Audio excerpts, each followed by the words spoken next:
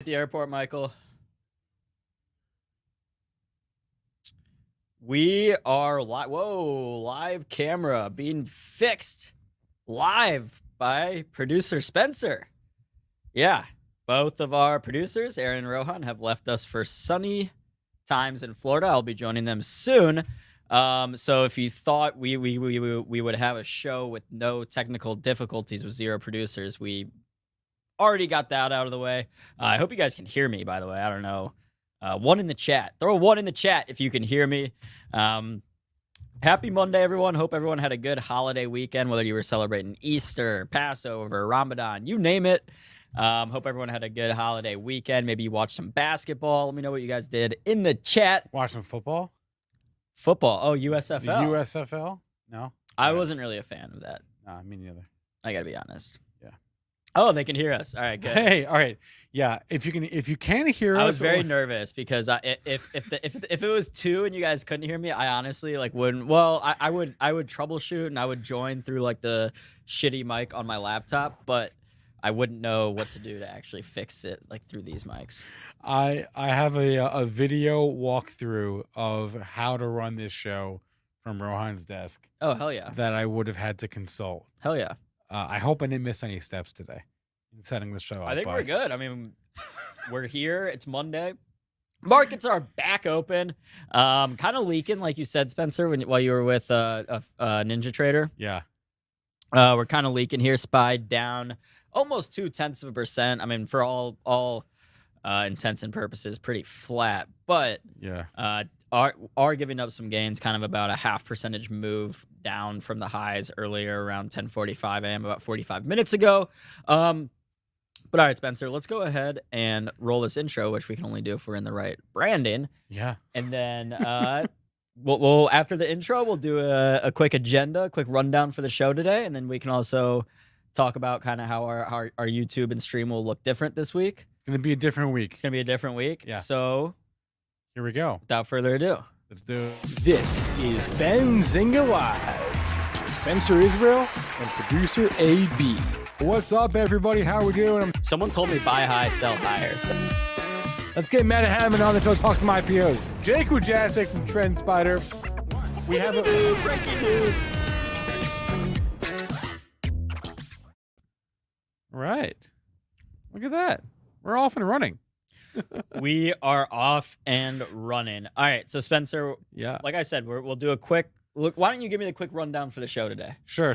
So, itinerary, agenda. Here's the agenda, right? Okay. We're going to schmooze for a few minutes here. Okay. We'll talk about Tesla, probably. I want to talk about the ARK Invest price target that came out. I think they dropped it Thursday afternoon, which is come on. Yeah, long weekend. You're going to drop it before a long weekend? Whatever. We're talking about that. Our first guest can also perhaps comment on that. Eric Bauchunas, one of my top 5. Yes, he's one of my top 5 favorite Twitter follows on Twitter. He's a senior ETF analyst at Bloomberg Intelligence. He is going to come on and talk about ETFs, but also he wrote a new book. He has a new book that is out all about Jack Bogle. It's called The Bogle Effect, about the influence that he had on modern capital markets. We'll talk about that. That'll be at 11:45. We'll have Matt Hammond on the show to talk IPOs at 12:15. We'll have Jake Wujastyk from TrendSpider on at 1. And at 1:30, Edwin Dorsey from the Bear Cave is crawling out of his cave today to join us. Woo! And talk about bearish stocks, I'm presuming. In between all of that, we have some things to discuss as well. We got to talk about a little bit about natty gas. I want to talk about Charles Schwab. I want to talk about Twitter real quick. Twitter. And then I also want to, because we're not doing a Benzinga live show for the next 3 days, I want to talk about the big earnings reports for this week. We got a lot to get to. You want to start with Twitter? Let's start with Twitter. Let's start with Twitter. So speaking, all right, so we're going to talk about Twitter and what's the newest developments and kind of the Elon Musk, Jack Dorsey, just this whole saga. Yes. But saga continues. Ironically, Ironically, over the weekend, I don't know if you were on Twitter at all? Yeah, I was on Twitter too much. I also was on Twitter too much this weekend. Unhealthy amount, I think. Particularly in FinTwit or business investor circles. And here, I'm going to go ahead and pull up this tweet because it's funny to me. I feel like all these takes that you get on Twitter about Twitter. I know. I'm so over it, man. And a lot of really what I would say like not so great takes. Okay. What do you got? My problem is I see things on Twitter that I want to share with you guys, but then I forget to save them, and then they're gone. They're gone forever. Yeah, I can never. You should just them. bookmark like every tweet that you find interesting.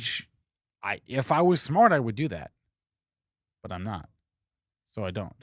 All right. So this is from David Sachs. Okay, I don't know if I saw this one. You guys know David Sachs? Yeah. I don't know if I saw the tweet though. He's on what was he, an early investor in Uber? Or no, that was Jason Kalk. David Sachs is on the podcast, or he's on that podcast with Chamath too. Yeah, there's 3 of them, right? Yeah, it's David Sachs, Chamath, and Jason Kalkunas was Kalkunas. Poison pills should be illegal. Every company run by a weak management should be in play. So a lot of people like criticizing his take here wasn't because David Sachs is a big proponent of like laissez-faire, like no and they're like, oh, like now you want the government, or like the government shouldn't be involved in business unless it's something that I don't like, then they should. Yeah, they should. Yeah. But basically, like the thing here, and I think the most prominent example, and this has kind of been, if you've been following the Twitter story, I'm sure you've seen a lot of people comparing or bringing up the Carl Icahn Netflix saga from like 10 years ago. Carl Icahn Netflix? Yeah. I don't know if I remember that. So in 2012, Carl Icahn took like a 9% stake in Netflix. And was trying to get it bought out by like Microsoft or, and at the time, I don't think I knew this. So I was doing some research over the weekend, Spencer. Yeah. And at the time, Netflix was about like a $25-30 billion company. Okay. Wait, let me check. Okay. I tweeted about this weekend too. So basically, what happened was Carl Icahn came in, as he does, and tries to get his company bought out. Tries to increase shareholder value. As one does. Netflix at the time in 2012 was kind of struggling. Yeah, well, that was before streaming, wasn't it? Netflix was just getting off the ground with streaming. Okay. They weren't. Streaming wasn't where. All right. So at the time, Netflix's market cap was around like $8 billion. So assuming like a 20% premium or something, they would have had to sell for like $10 billion. Okay. In 2012. Okay. And Carl Icahn was saying that, for the shareholders' value, these people, that are holding the shares, it'd be better to sell. You get a 20% premium. Everyone's happy. Netflix, the board poison pilled him. And well, it worked out for him. Exactly. So for shareholders that have held since 2012 have made more than 1,000% return on those shares. Netflix is now at about $150 billion company compared to like the 10 billion market cap. So all these people out there that are essentially saying the board has a fiduciary duty to sell. If the board thinks that Twitter is going to be worth more than what Elon Musk is offering right now, then they actually. That's not in their duty that they have to sell. Yeah. So, it's a lot of people, a lot of like, I don't know, I'll call them like stupid smart, like people that are supposed to be smart, like posting like dumb takes saying like, oh, Twitter like has to sell or they're being like illegal. They're not following their fiduciary duty to not sell. Like there are just all these terrible takes out there. And I feel like it's just a way to Elon's testament. He has a way of just like, he brings it out. Like, so okay, I don't want to talk about this too much longer and also we have our first guest in 5 minutes here. But I saw, speaking of just takes about it, Alexis Ohanian, who's the co-founder of Reddit, tweeted this morning that a lot of people, myself included, this is what he said, myself included, learned about poison pills this weekend. Not a good look, and I'm paraphrasing. And I am no expert on poison pills. There's probably more to it than what I know. All I know is that they're a way to dilute your shareholders as a way to stave off a hostile takeover, which is basically what this is. But it doesn't inspire a ton of confidence, right? When like, your tech leaders don't know about this stuff. I don't know. The other thing too, Happy's comment here. This was sort of what I think. I kind of think that Elon is gonna this is gonna resolve itself with Elon just saying, "Screw it, I'm done. Forget it. Forget Yeah. it. Forget the whole thing. Never mind. Never mind. I don't want to do this anymore. I'm done." That's kind of how I think this I don't know. this sort of resolves itself. We can always sit up here and try to guess what Elon's next move is going to be. Yeah, it's stupid. I don't know if we're ever going to know, but yeah, and then actually our one of our next guests colleagues, Joe Weisenthal from Bloomberg, made a point to David Sachs replying, basically saying no one's forcing anyone to own Twitter stock. If you don't like a company's bylaws, don't invest. Also surprised to see David say the government should be in business of deciding what shareholder rules are and aren't allowed. Stay out of my business unless there's a rule that I don't like. Yeah, exactly. Stay out of business unless. But also, I saw Aaron Sachs in the comments said he's not one of ours. I assume talking about David. I thought that was funny. Lord Byron said he's going to go through Benzinga withdrawals. Well, here's the thing: we won't be doing our live shows the next couple of days, but we will be streaming our conference, our Cannabis Capital Conference, live from Miami, Florida. So if you're, he'll be there. I will be there. I wasn't invited. He'll be there. So here's the plan for the next 3 days. Pre-market prep as normal every day this week. After pre-market prep is when we're going to go live on our conference. We will be doing a smattering of normal shows. We'll be doing the roadmap. We'll be doing at the close. We will be doing Money Mitch as well, but no live trading, no Benzinga live, at least until Friday, because the conference goes Tuesday, Wednesday, Thursday. So it's going to be cannabis all day for the next few days. This is our biggest conference ever, Aaron. I don't know if you can confirm how many attendees, but it's well over 1,500 plus. 1,500 plus? Yeah. I mean, okay. and just some of the 1,500, like the biggest names that are going to be there. Well, myself, obviously, but then this guy, Mike Tyson, who some may say is like a bigger name than me, but I don't know. Some people are saying Mike Tyson, Ric Flair. You got Kevin O'Leary. Wait, I thought Ric Flair wasn't coming. I don't know. He might be. Oh, dude, is he or is he not? I don't know. But our next guest was just at a conference at the Fontainebleau, which is where our conference is now.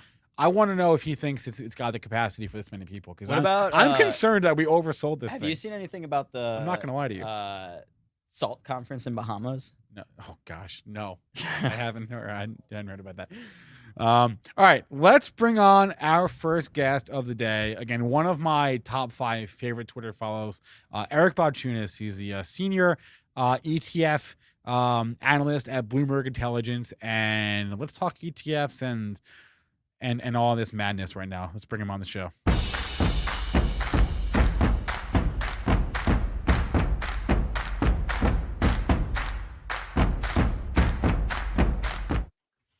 Eric Bauchunas, thanks for joining us today.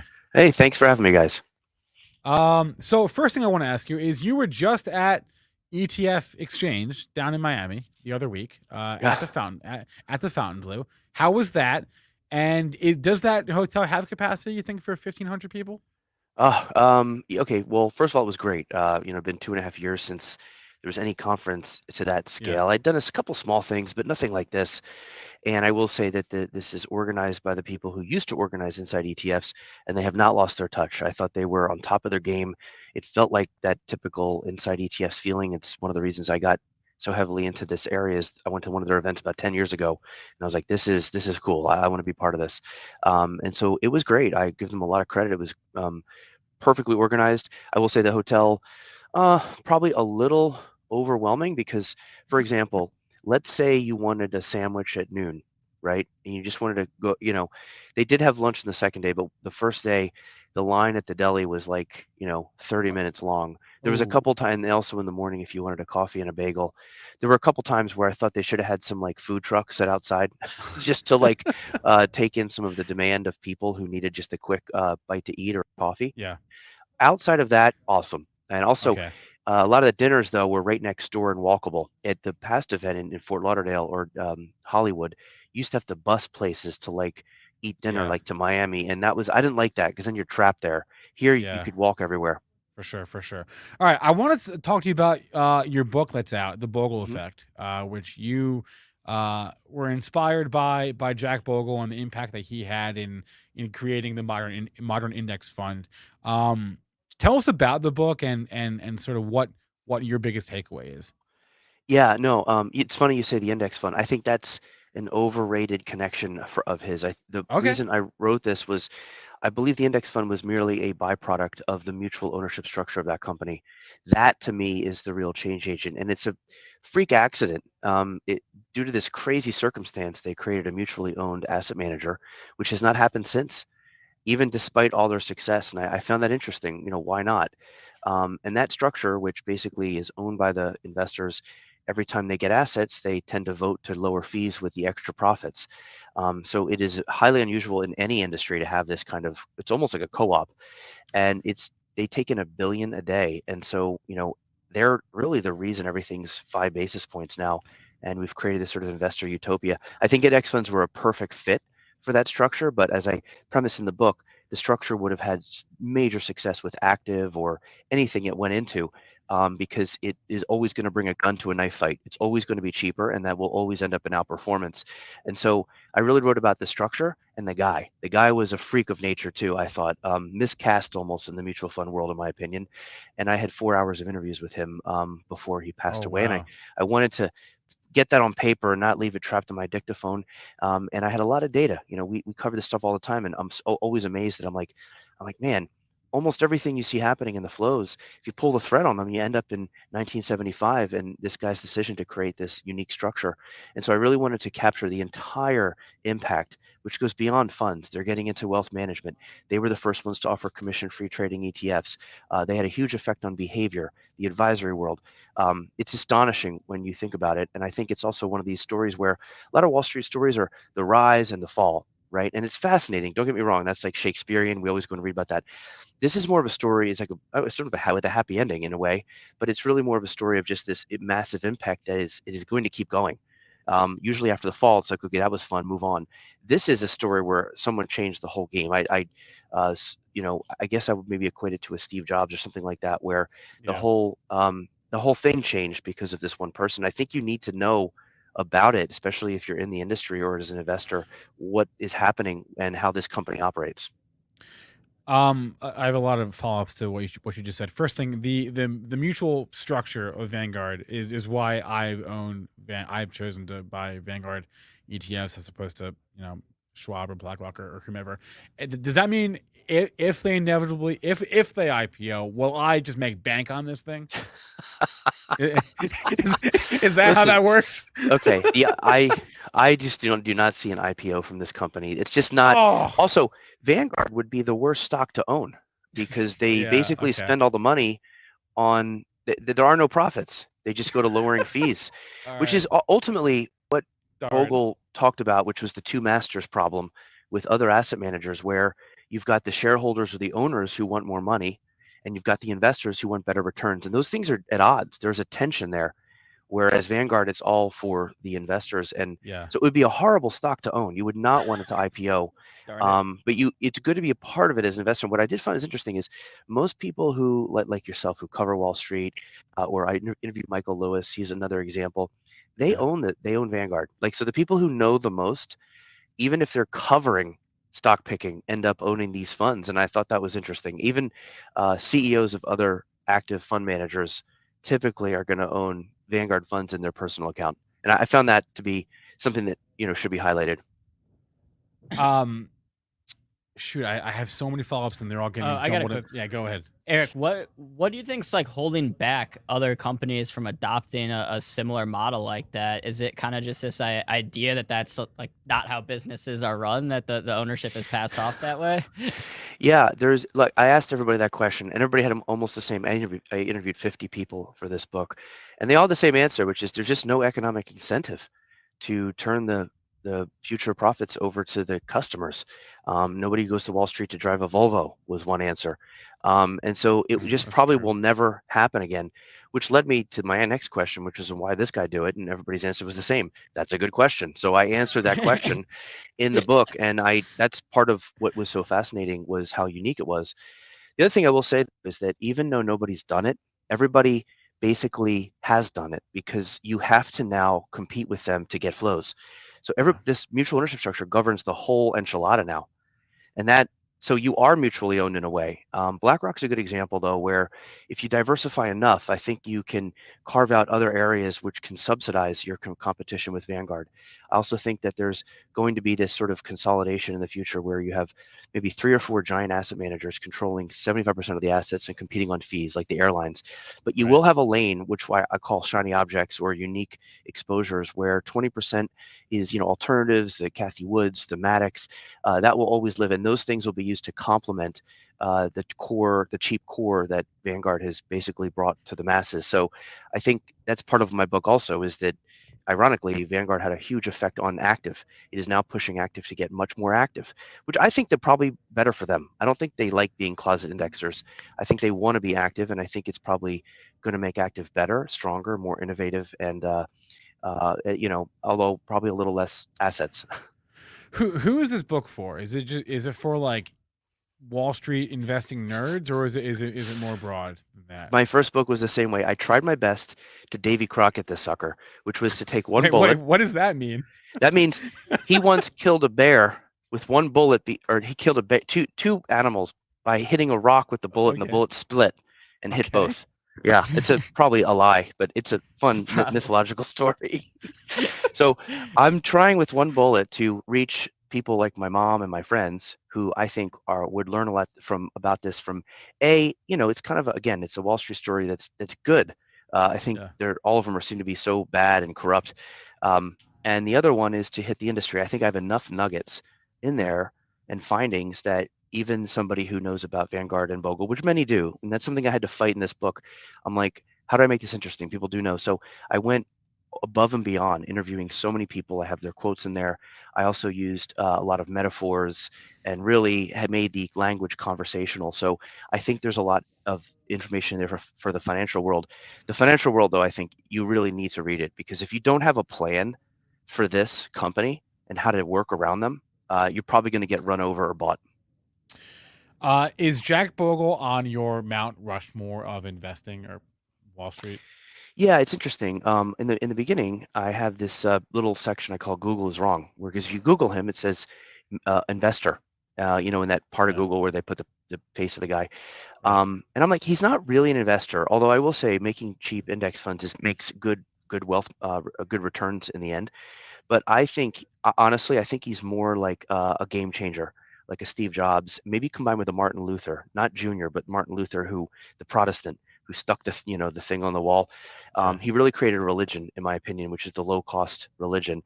At the same time, he was a manager, could build a company, and had all those skills. And he was an idealist and a fun nerd. It's rare all that's in one brain, and I think that's why he's different to me than a Buffett or a Peter Lynch or a Cathy Wood. Or the guy Jim Simons, who that's another good book, but I looked at him as just something completely different. That said, of course, there's an investor part of him, and I do think he should be on that Mount Rushmore, simply because I think a lot of people look at when they go into a cheap index fund in their core, they are getting excess return. It's just through that low fee and that low turnover, and Yeah. that's where the excess return comes from in people's minds, and it really is true. I think that's an easier, more locked in excess return than trying to outsmart and time the market, although that will still exist for eternity because we're humans and we want to try to do better sometimes. Eric, just moving into into ETF land for a second here. Any trends you're seeing that jump out to you as far as flows or price action or anything that is top of mind for you right now? Yeah, so we're about to do our show at 1, and I have a flows set up. And one thing that's intriguing to me in April is the flows are flat. Equities are flat, fixed income's flat, and commodities are flat. But if you look underneath that, you've got a lot of flows into equities, a lot of flows into bonds, but then outflows from bonds, outflows from equities. And so there's a real tug of war going on, and I think it reflects the market. I think it's very difficult to find a spot where you feel safe and comfortable right now. And so I would look for a lot of people just sort of searching around in the dark right now for something, anything that can do well. I think GLD, probably one of the things, and commodities, that's probably the closest thing to a surefire pick. But in bonds, I mean, almost nothing is working. And then I think in equities, there's certain spots that are doing okay. But really, this is probably a year where people are going to be reminded that the 60 and the 40 went up for like 10 years straight. And it's probably going to be rough for a while, and I think it's going to be a lot of tactical moving around. So that's sort of my theme, is that there's a lot of different opinions out there, and that's what we're seeing in the flow. So even though it looks flat, underneath, a lot going on. Well, that's in April. How were they in Q1? Q1, they were huge, and I think part of the hugeness was equities. People kept piling into equities, but the S&P was down like 3% this month, and I think that's sort of weighing on people a little bit finally. That said, you're still going to have that Vanguardian flow, which, by the way, was another reason I wrote the book, because every time there's a sell-off or a bear market, you'll have Vanguard taking money still, and everybody else will see outflows, and it's astonishing. So there is going to be that hardcore, big, long advisor flow still buying those, VOO, VTI, and stuff like that. And I always look, we have a special chart that shows those flows, because until they turn negative, there's always a bid.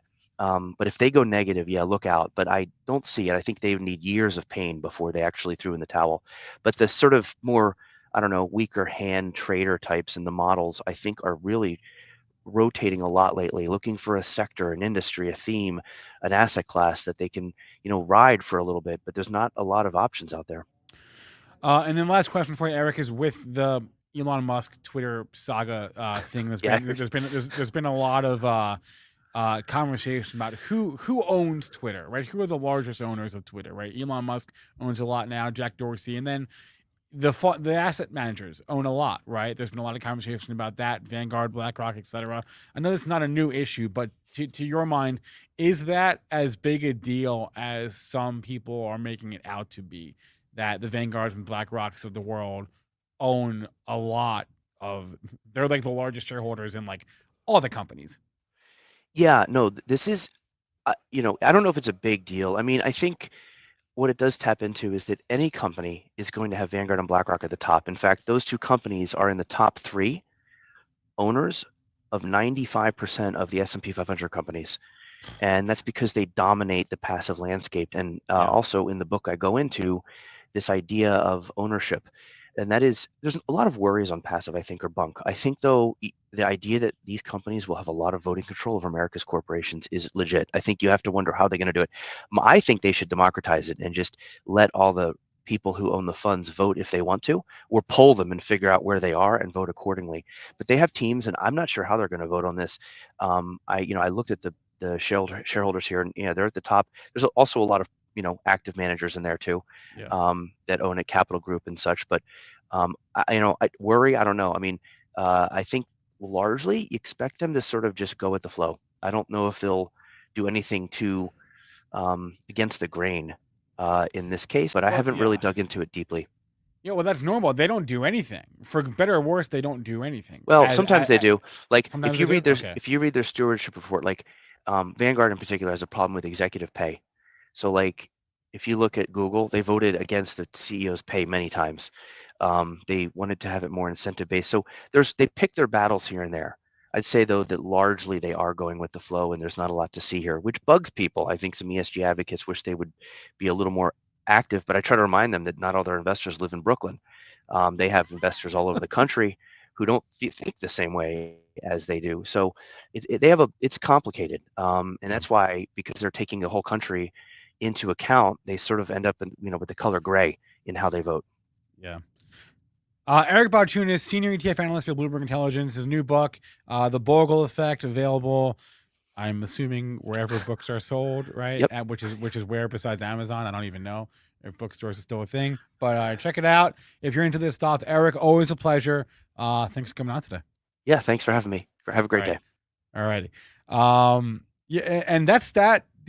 What was that stat he just said? Vanguard is in the top 3 owners of 95% of the S&P 500 companies. I thought Eric's idea of at least Vanguard like polling its customers and seeing where they stand on certain things, because that seems very feasible, right? Like holding a vote every time there's a shareholder issue may get cumbersome, but to just poll and have an idea like, oh, 70% of our customers that own Twitter shares think that Twitter should do X. Like then they have a stance they can take that they don't even have to. Vanguard has the easiest defense in the world. All they have to say is, yeah, that's what our shareholders. That's what our shareholders want. Wait, couldn't they just put like?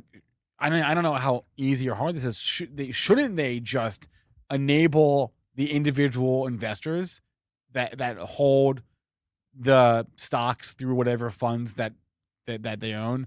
Shouldn't they should just pass it along? I don't know how easy that is logistically to do, but that seems to me like the way to do it, right? So Vanguard is not voting; they're passing the buck on to you, and then they get to avoid the issue entirely. And I agree. I mean, Eric knows more about this than you or I do, but like, I agree that I guess it's worth acknowledging the potential ramifications that like Vanguard and BlackRock, like if they wanted to, could really push things on the corporate governance front and throw their weight around, right? But they don't. Eric said they do a little bit, but they really don't do a lot. I don't know how big an issue it is, really, frankly. And like, they own these things on behalf of their customers, right? Yeah. And if you're Vanguard, they own them on behalf of their own owners, right? Because if you own Vanguard, if you own a Vanguard fund, you own Vanguard, right? That's why it's so funny, and it's just like you were talking about. You see tweets, and then you try to like find, or you don't save them. I saw a tweet about how like it was just like Walter Bloomberg tweeted like Vanguard is now Twitter's biggest shareholder, like surpassing Elon Musk. Then someone quote tweeted it like making it out to be this like super like nefarious thing, like the government, and it's like, dude, it's literally Vanguard. They're the most like bland vanilla like it's not like. Yeah, like to me, like Vanguard's not like the evil like Death Star Corporation. Dude, Eric said it, Vanguard's a good story. It's a good Wall Street story. Yeah. Remember that TikTok from a few months ago, about how the same three companies. This is just referring to the ownership stat that we just talked about. How the same three companies secretly own every company that you've ever heard of. This isn't necessarily a bad issue. I guess it could be bad if they really threw their weight around. I think one thing that's kind of like a legitimate concern is just how much like influence Vanguard, BlackRock, like all these guys together have, and they all seem to be like so aligned in their interests. And then they're, they have like ex-employees that sit as cabinet members for presidents or in Congress or whatever, and it's like, but Vanguard is so vanilla. They're so not going to rock the boat. It's like the most boring, stodgiest company in the best way possible, by the way. Yeah, I just don't see it being an issue. But no, I agree. Jay Rice, I agree. That's my point. Is that like these guys like do have a lot of influence, and they're looking out for themselves, not like the common everyday person.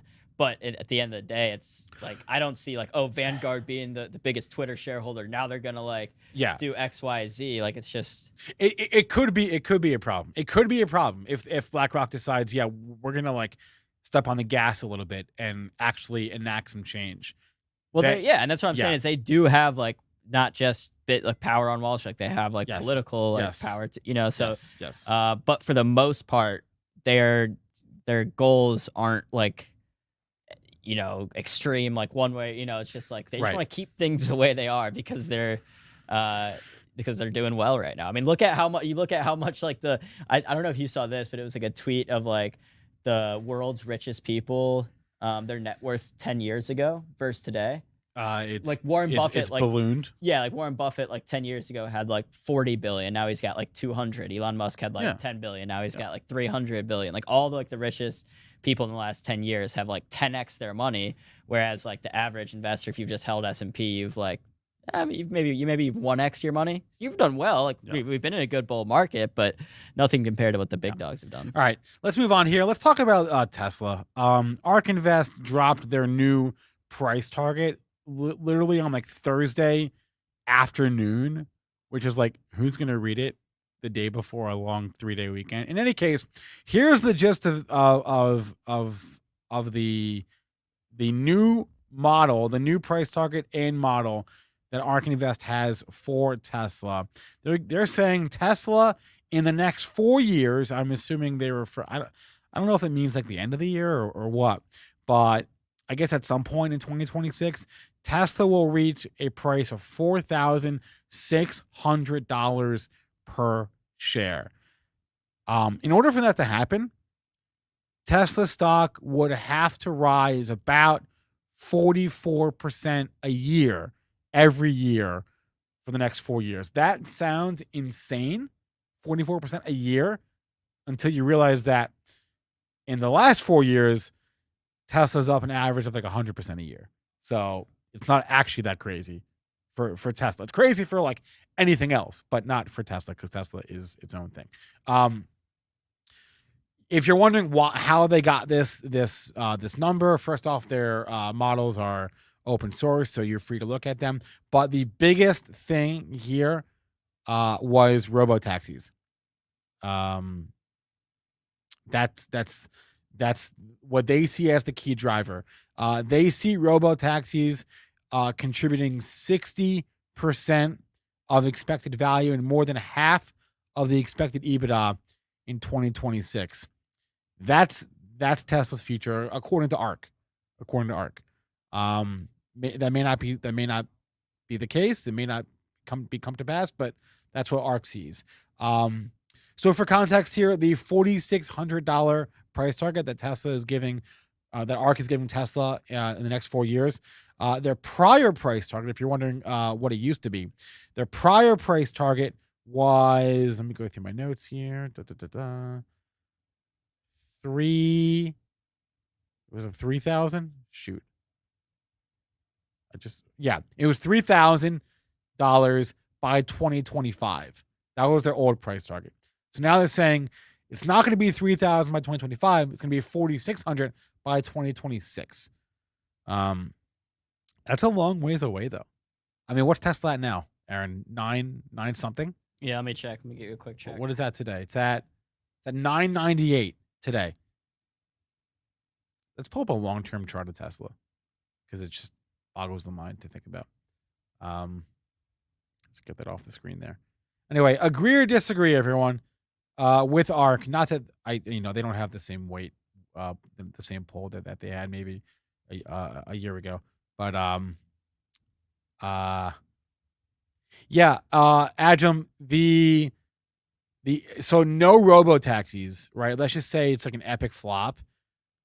I'm assuming that because when does Tesla and ARK say that robo taxis are going to be like live and like bringing in revenue?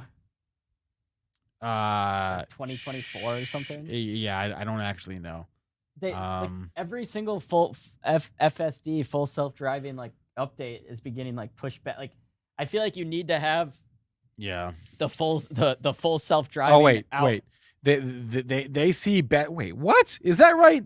They see best case this year. That's not going to happen. Robotaxi. I mean, here's the thing. All right. You need like the full self-driving to have been like working for like a while before you're like, oh yeah, this person's just going to get in this random car with no one in it. Literally, think about it. Like it's not even like you're in the the driver's seat in a position to overtake the car if something goes wrong. No, the robotaxis is that you're literally in the back seat and there's no one in the car. All right, here we go. We're still years and years away from that. Here we go. Key assumptions. Okay. I'm on the last row here. All right. Best case, 2022. Worst case, 2030. Okay. What 2030? That's reasonable. It seems reasonable to me. 2030 seems reasonable. Yeah. Best case, I'll give it an over/under of 5 years right now. Because, like I said, like you need the full self-driving first. You need that to have no hitches for like years before you can convince the public that you can get into a car where you don't have the ability to like, take over the steering wheel or hit the brake pedal. I'm not ready for this. I'm not ready for this. You're not either. Who's ready for this? I'm ready for the move to like people are bad drivers. Like I have no doubt that we can do better than people driving on the roads. But right now, like the videos I've seen, I'm so not ready for this. Yeah. Videos I've seen of Tesla, of people's Teslas, like it's just like I wouldn't even if I had a Tesla right now, I wouldn't feel comfortable. Like I'd use the self-driving, but I'd be like attentively using this. Yes, it exists, but there's a difference between turning on self-driving mode when you're in the driver's seat versus getting into a car that doesn't have a driver, right? That's like sitting in the driver's seat is one thing. Having no driver is entirely different. I ain't ready for this, man. Yeah, no, and I don't doubt that like that's gonna be a thing for Tesla. It's just this year, no shot. Yeah, I don't know. Anyway, that's the new price target. Just to run through it a little bit more. So 4,600 is their like main target. The bear case, they're saying like our worst case scenario is that in 4 years Tesla's at 2,900, and best case is at 5,800. Man, that's a lot. 2,900 is actually, I mean, they're saying Tesla's going to triple in 4 years. It doesn't seem like a lot to me, honestly. But yeah. I mean, it's Tesla. It could do crazy things. Who knows? If they get the FSD to work, like for real, then all bets are off. Frankly, this thing could really go to the moon. Although it is worth noting that the CEO of Rivian gave an interview to the Wall Street Journal over the weekend, and he was trying to again for like the third time now throw cold water on expectations for EVs. He said that the upcoming battery shortage will be worse than the current chip shortage right now. Now, Rivian has already lowered their delivery guidance for the year. It was on March 5th, I think? It was early March. They came out and said that they're gonna they lowered their full year delivery guidance from 40,000 to 25,000 cars. I think they may end up having to lower it again because they seem desperate to lower the bar for themselves. They seem very concerned. So my idea was maybe throw on, I'm not sure, I haven't thought this through yet entirely, but like buy some Rivian puts or something, or do a bearish put spread or something like that on Rivian. Just trying to read the tea leaves. I'm they've already come out twice now and said that please like be gentle, market, because it's hard to make cars. It's not out of the realm of possibility that they come out and lower their delivery guidance again. So I don't know. It's near an all-time low. The all-time low is what? 33. We're at 37 right now. Maybe if it falls below 33, we all run for the hills. I don't know. But yeah, that's the other thing that like Tesla has to contend with, right? Is acquiring these raw materials and getting the chips, man, is expensive. And this is also why, like, if I was like a Uber Tesla bull, I'd be like pissed off at Elon Musk for doing this Twitter nonsense, right? Because he's a genius, and this just is distracting. But I don't know. I'm not an Uber Tesla bull. I own Tesla because I own, ETFs that have Tesla in it. So I don't know. Anyway, it's 12:14. We're gonna have Matt Hammond on in like a minute. You know what? Yeah, I was gonna bring up Charles Schwab, but let's maybe do that after Matt, because Schwab is getting crushed today. I think this is a bit of an overreaction, honestly, for Charles Schwab. I don't know. Yeah, we'll it's see. Charles Schwab. They shouldn't be going anywhere. But I feel like what investors are worried about here is that if the economy is not doing well, so then the banking side of Charles Schwab isn't doing well, and then if the market's not doing well, then people aren't investing as much, and it has all these like multiple headwinds coming. But look at how like Bank of America is moving today off of Bank of America had a good report, but it's just interesting to see. I guess the banks have been very mixed. I mean, going back to last week when we had JP Morgan, is there anyone in the big banks like Wells Fargo? Or do we have everyone? Or we have them all. I think Bank of America was the last one. I believe we have them all. We have them all. All right. Yeah, I mean, like Wells Fargo's doing fine. I don't know. So is it because Charles Schwab has more exposure to trading than the other names? Well, retail trading is retail right, trading. Retail trading. Right. They're a retail broker, right? So yeah. Okay, we'll get to that after Matt. But let's bring on Matt Hammond, IPO Warriors, and I believe we're set for a quiet week on the IPO front, but I say that every single week, and Matt usually corrects me. But I know last week was eventful. Can't wait to hear about that right now.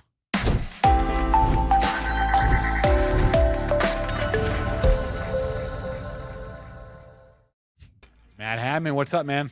Hey, Spencer, how's it going? What's up, Aaron?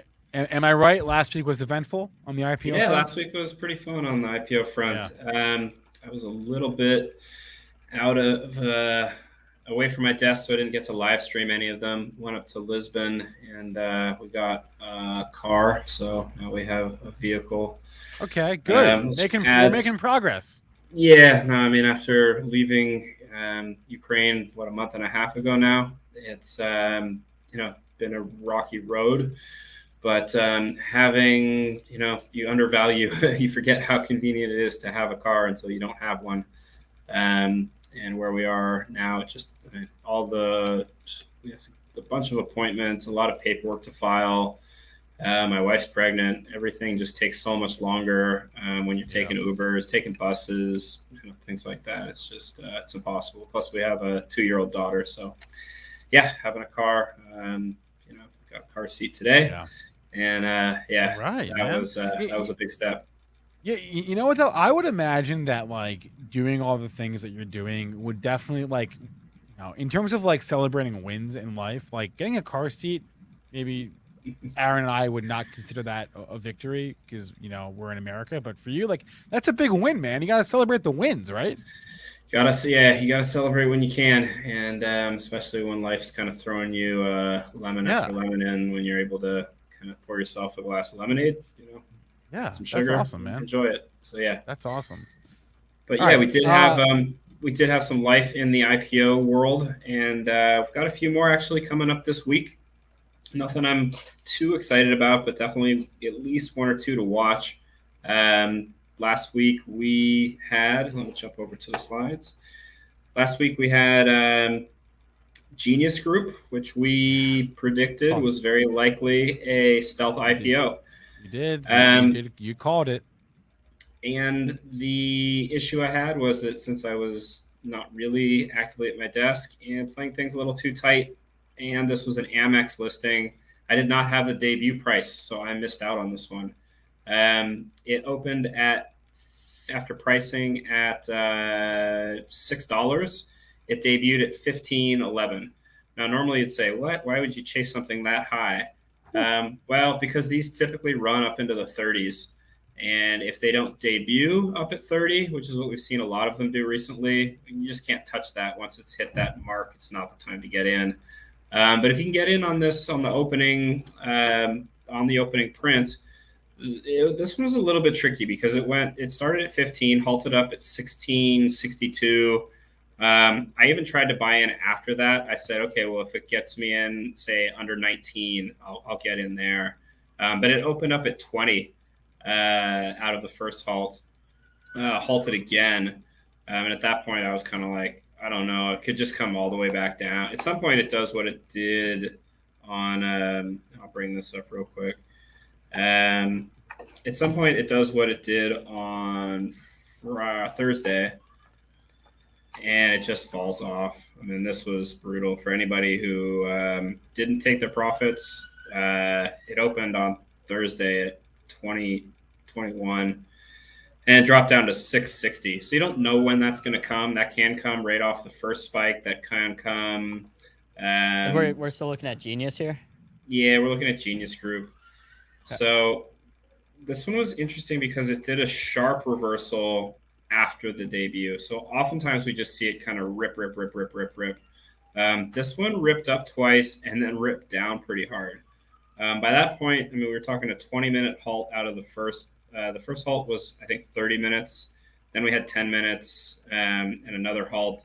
At that point, my wife's bugging me to go car shopping and clothes shopping, and I'm saying, I don't know which way it's going to go after that. I just knew it was going to halt up at the beginning, and would have gotten out by this point anyway. Unless you decided, hey, no, this isn't what this does. This is going, crazy from here, and took a chance down at 13. Then it really got its legs going. And I know people who did, stick with the game plan and said, this is going to 30 today. I'm staying in at 30, and that's a massive upside potential to get in at say 15 or even down at 13. But if you haven't played these IPOs before, then this seems totally crazy and random. If you've seen enough of these, you understand that, well, of course, low float, Bosted underwritten IPO for some Singaporean educational ed tech company goes to 35 off the off the IPO, but otherwise you kind of stayed out of it. There was another complicating factor in this one was that Webull was not letting you buy into it at all, just in unsupported ticker. I generally will stay away from something in IPO if the ticker is not supported on all the platforms because that reduces demand, but stealth IPOs are a different story. I mean, this flew on, usually for a stock to do this kind of run, the volume would have to be, in the millions of shares, even on a small float. This started as a 3.7 million share float. Now it's ballooned up to 11. So they've obviously let the insiders cash out early on this one. This is something you really need to be aware of with these types of setups. But a low float IPO that kind of organically reaches 200% or 100% on a day one rally is going to trade usually a volume that's 3 or 4 times the float. And this one, the volume on day one was just 1 million shares, 1.2 million shares. So not even the full float. So this is manipulated, and I've explained many times my theory on it. I am not sure this one was necessarily money laundering. It just feels like that to me. Why they would pump it up, how they would be able to restrict selling on without being somewhat coordinated to the extent that they could get people who paid $6 for the IPO to hold all the way up to 36.55 is difficult to explain with under normal market circumstances. But these are the plays I look for. There is another one coming up this week that is on watch for this kind of setup. The concern here is always for me, does it debut too high? TKLF is a great example. It debuted at like 41. It's not going to go much higher than that. Another thing is we've seen these kind of fall off in the early pre-market hours. This one did as well. Fell down to below 12. But by the time the market opened, it was all the way back up to 35 again. So on a Webull account, this could be where you have early pre-market trading. This could have been an interesting trade. By the time I woke up and got online, it was already up here. That's too high for me to chase. You always have to remind yourself that this was a $6 IPO. Where is this going to end up? Probably at like $3 or $4. So even at 635, where it's trading at right now, maybe it gets another pop. But I think people have just been cashing out. Where's the volume going to come? Where's the demand going to come from to send this? I would stay away from this and move on and look at other tickers. Yeah, let's move on to the next one. What else you got on the list? So we finally got a mainstream IPO, which was Accelerate Energy, and these guys are involved with ticker EE. Yeah, ticker EE, and this company is involved with liquid natural gas delivery solutions, kind of like on Good demand. timing. And yeah, this was just the perfectly timed IPO. Unfortunately, so my plan had been to kind of watch the open and a little bit like CRDO, which was the only other mainstream IPO we've had this year, kind of expect it to pull back a little bit and then get in with a big position and ride it out for a couple days. That was my plan. Unfortunately, E-Trade somehow completely screwed this one up, and maybe that accounted for some of the drop here. But this was Morgan Stanley was one of the underwriters. They own E-Trade. So for them to, they didn't support the ticker. They always, whenever they offer IPO allocations to retail traders on their platform, so you could have requested an allocation of IPO shares. Generally, they don't give you the good ones. The ones that I've gotten were DD and DNUT, Dunkin' Donuts. So this one, maybe they give it to you because, I don't know, maybe they're the investment banks weren't asking for too much, but they priced this one at 24 and it debuted at 28. It's a little bit rich for for this market. I kind of thought that they would have priced it mid-range, let's say 22 or 23, to make sure that they had some upside. on the debut and then maybe take it live at 25 or 26. They went a little bit high, but then I got locked out of the trade because not only did E-Trade lock the ticker, which they usually do until right before the debut. They'll do that when they're the ones, when it's something that they've offered to their retail traders. It'll stay, you can't place an order until maybe 5 or 10 minutes before it actually starts actively trading. But this one, they put a caveat emptor warning Great. lock on it, which I've never heard of until this moment, but apparently was the wrong type of block. And from what I heard from other people is that type of block takes 24 hours to remove. So they basically locked all trading on an IPO that their company had handled, which seems really stupid to me, but can't do anything about it. Anyway, my target entry, and I did take a little play on this in my Webull account, was 26.65. Just kind of pulled looked at level 2 orders and saw where I felt like the underwriter was supporting. I saw a large share order down in the bid area, placed my bid just above that, and it got filled on the spike here. And then I just held it. I ended up getting out on day one, just saying, okay, well, I took my little spike here. If I had a bigger position like I had planned, I would have let it ride a little bit longer. I believe, or my hypothesis has been that this gets up into 30 or so. It got to 29.10. By the time it got to 29, I think I probably would have had a trailing stop loss in and taken profits here. The market's a little bit, banks are doing well today, but most of the other stuff that's on my watch list is not doing so well today. So, this one I believe still is going to, I think going into May, it'll do pretty well. I don't think that the situation in Russia and Ukraine is getting better anytime soon. And I think it might take a while for, LNG prices to go down. And until they do, you're going to have people recognizing the opportunity in this one. I'll keep an eye on it if it drops below the IPO price, or say if it drops down to the IPO price, it would be definitely a buying opportunity for me.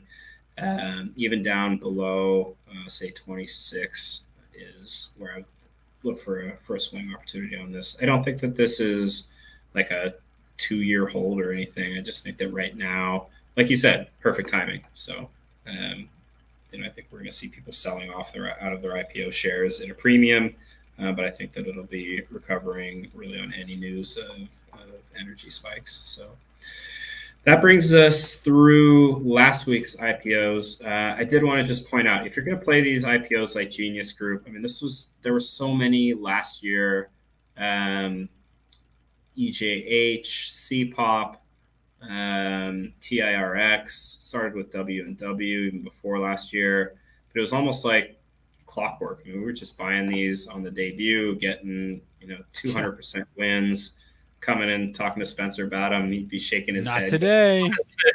Yeah. So, but you have to be careful because these one thing you can try to play, especially, it's kind of like, it really is musical chairs. This one these dips run until they don't, and then you're stuck trying to, and if you can do some real damage if you took some wins early on. And one thing I like to look at is on the RSI 14. Does it get close to or break that RSI 30? If it does, that can be a good indication that you have an opportunity to kind of get a bounce back. But then, if you get yourself into these like, oh, we'll just add more, you can get yourself. You don't want to go. I'd say the longer it goes, if you're playing with the money you already won, that's one thing. But if you just double or nothing, doubling up, you can give it all back, chasing it down to here, and I think it's even lower now. So be aware of that. These are not companies you want to hold in the long term. These are just scalp trades. This is the Accelerate Energy. This was a pretty one, as long as you didn't buy the debut. And if you did, you could, you're let out of the bag today, even yesterday, even last Thursday. But if you're, be patient, buy that dip.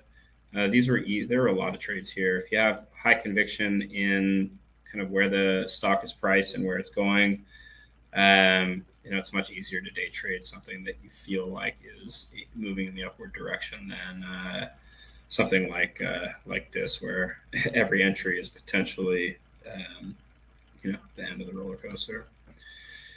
So we do have. This is my slide from last week. So this is not. Let me fix this because that's annoying. Anyway, this was. I replayed that. Well, wait a minute. No, that's for this week. Yeah, but I used the slide from last week and left that note about Friday being a market holiday. Oh, got it. I don't have a market holiday this week. Got it. Okay, so we do have at least 3 that are on the calendar and 2 more that are slated. I still feel like we're coming out of a little bit of a recess on IPOs, so plays that were working may continue to work, although I do think that just being a low float play is not going to be enough right now. As we saw with STSS last week, it did not get a pop today. It still might come. These can pop on day 2 or day 3. Has not had any kind of pop, so there's no. I'll just bring up the chart right now. So there's no bag holders really, except unless you bought the actual IPO. But I'm in on this one at 205, and I'm down. Not a big position, but down 25 cents. So. But we still haven't seen any kind of spike yet, and this float is still just 2.45 million shares. So these low float IPOs tend to get found at some point. They could release a headline at any moment. They're not really subject to the quiet period lockup or quiet period that mainstream IPOs subject themselves to. So any kind of news, any kind of buzz, it wouldn't take more than just a trading group whispering about it to pop this back up to to $3 or so. The IPO was priced at $4.25, I believe. That included a warrant. So this I feel like a lot of these they'll get their day in the sun at some point. This one's low enough to to venture taking a little lotto play on, but I do believe that this kind of shows that just being low float on its own, that that move has sort of dried up, and even the day 2 kind of guaranteed rip, we haven't seen that in a little while. So keep that in mind as we go through the low float IPOs for this week. The first one is Sos Hydration. We talked about this last week because it got rescheduled. It's hydration products, sports drinks based on the WHO's rehydration formula. I did take some time and looked at their social media engagement, and they have some kind of like, I don't know.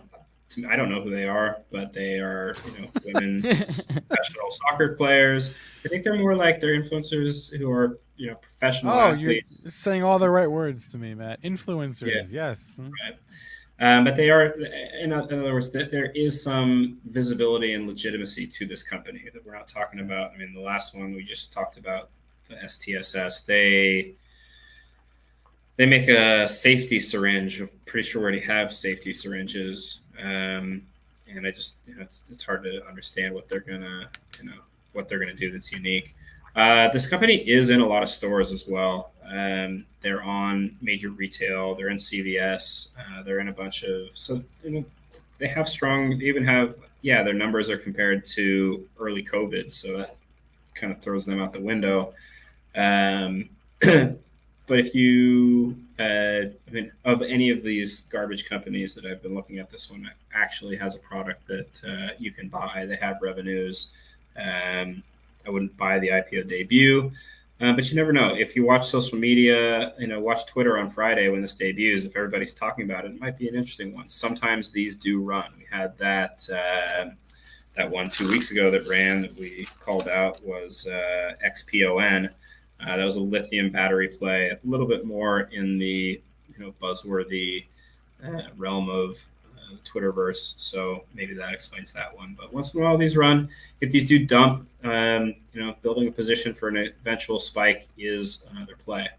Aclarion, this is a healthcare software technology that helps surgeons identify specific spinal discs that are causing back pain by analyzing MR spectroscopy. That sounds interesting. This one does sound interesting.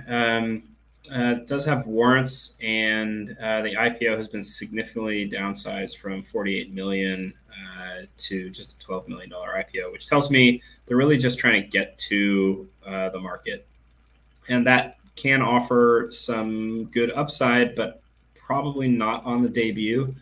They're not particularly profitable, as I understand it. Their gross profit is down 59%. I have to double check that before I send that out in the newsletter.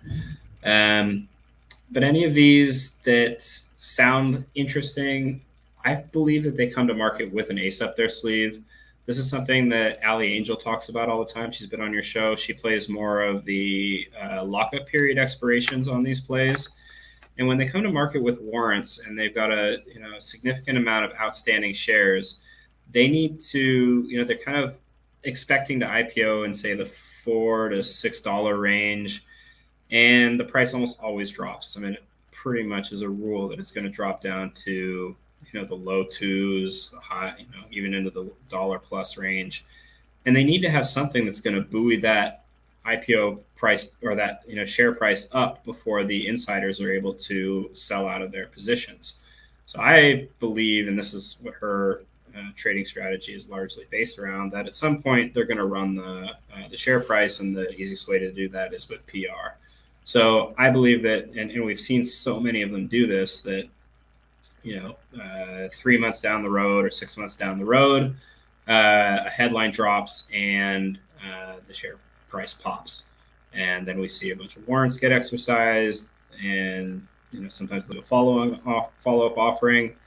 But I believe that a lot of these kind of lower quality IPOs are designed to have a pop in the future, and this one again is one where I'm not too excited about buying the debut. We'll put it on my watch list for kind of accumulating shares towards the bottom, and then wait for them to drop a headline, some kind of FDA approval or partnership with a major distributor, large contracts, those kinds of things. So, and then we move into the potential stealth setup. Anytime that we hear something coming out of Asia, anything we hear something that's just kind of like, what? Dishwashing and cleaning equipment. I mean, this is like, oh my gosh, come on. We had on. one before. EJH was literally like laundering. This is laundering is what it is. Yeah. So this is JE Cleantech, JCSE. They were on the calendar. They've been trying to do this for about 9 months now. So the underwriter is ViewTrade Securities. I've never heard of this one before. They operate like a brokerage platform, and this is, from what I can understand, their first IPO that they've served as the underwriter. Wait, Matt, 1 second. Matt, 1 second. I'm gonna take you off and bring you back. Hold on, because we're getting some feedback on your mic. Oh. Can you try to unplug your mic and plug it back in? Or your headset. My headset. Yeah. Unless, wait, is your mic coming through your headset or is it coming through your computer? It's the mic is coming through the through the computer. All right, through the computer. Oh, then that one here. Let me try. Nope, that made it worse. Okay. Here, wait. Let's try this. See if that. No, that didn't do anything.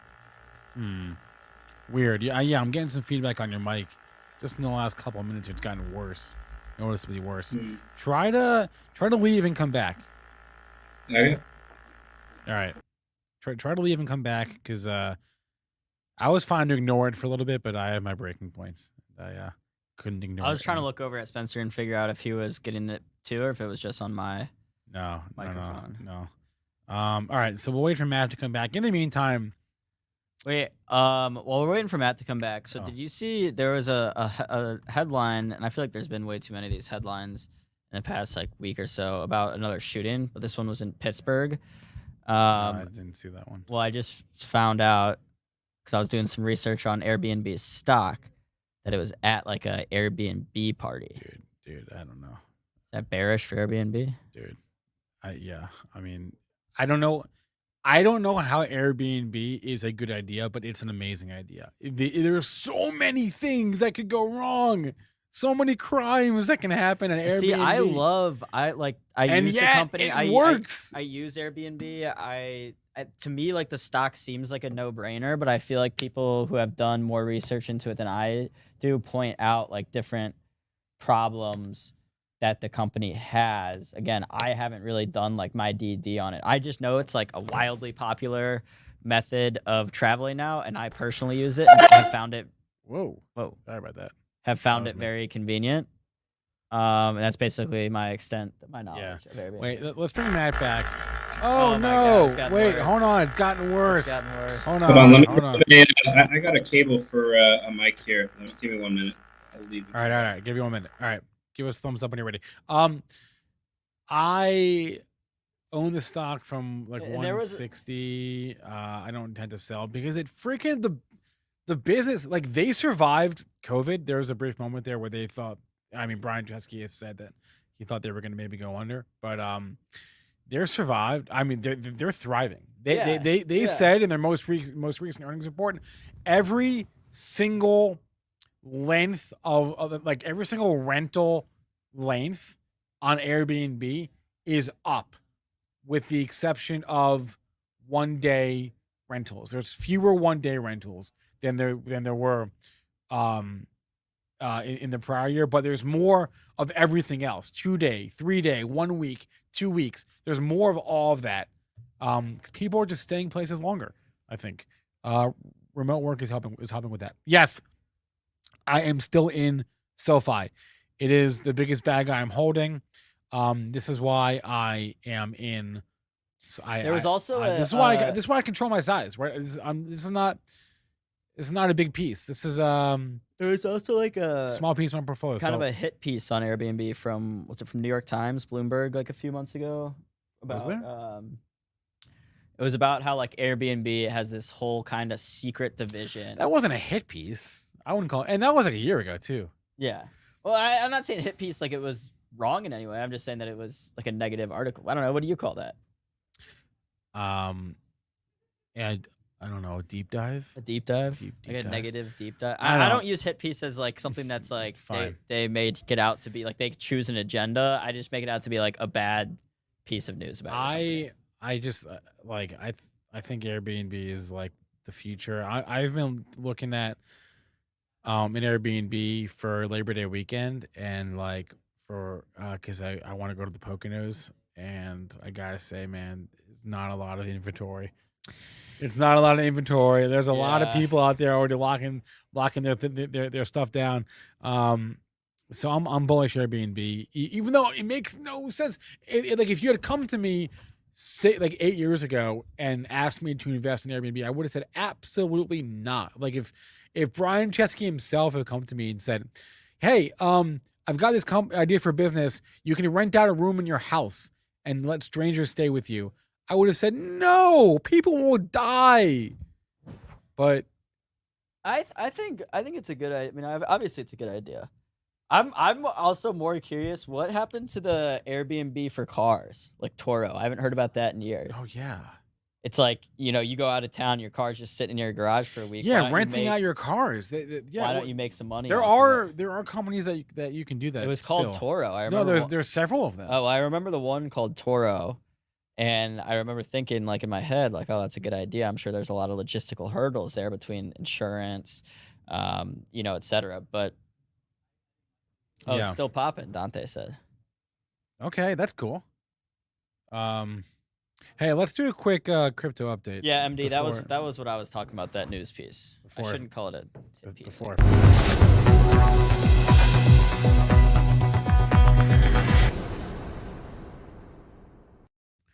Crypto in the red today. Well, it's a risk on. It's a growth asset, and growth is down. The home market's down. Luna or Terra.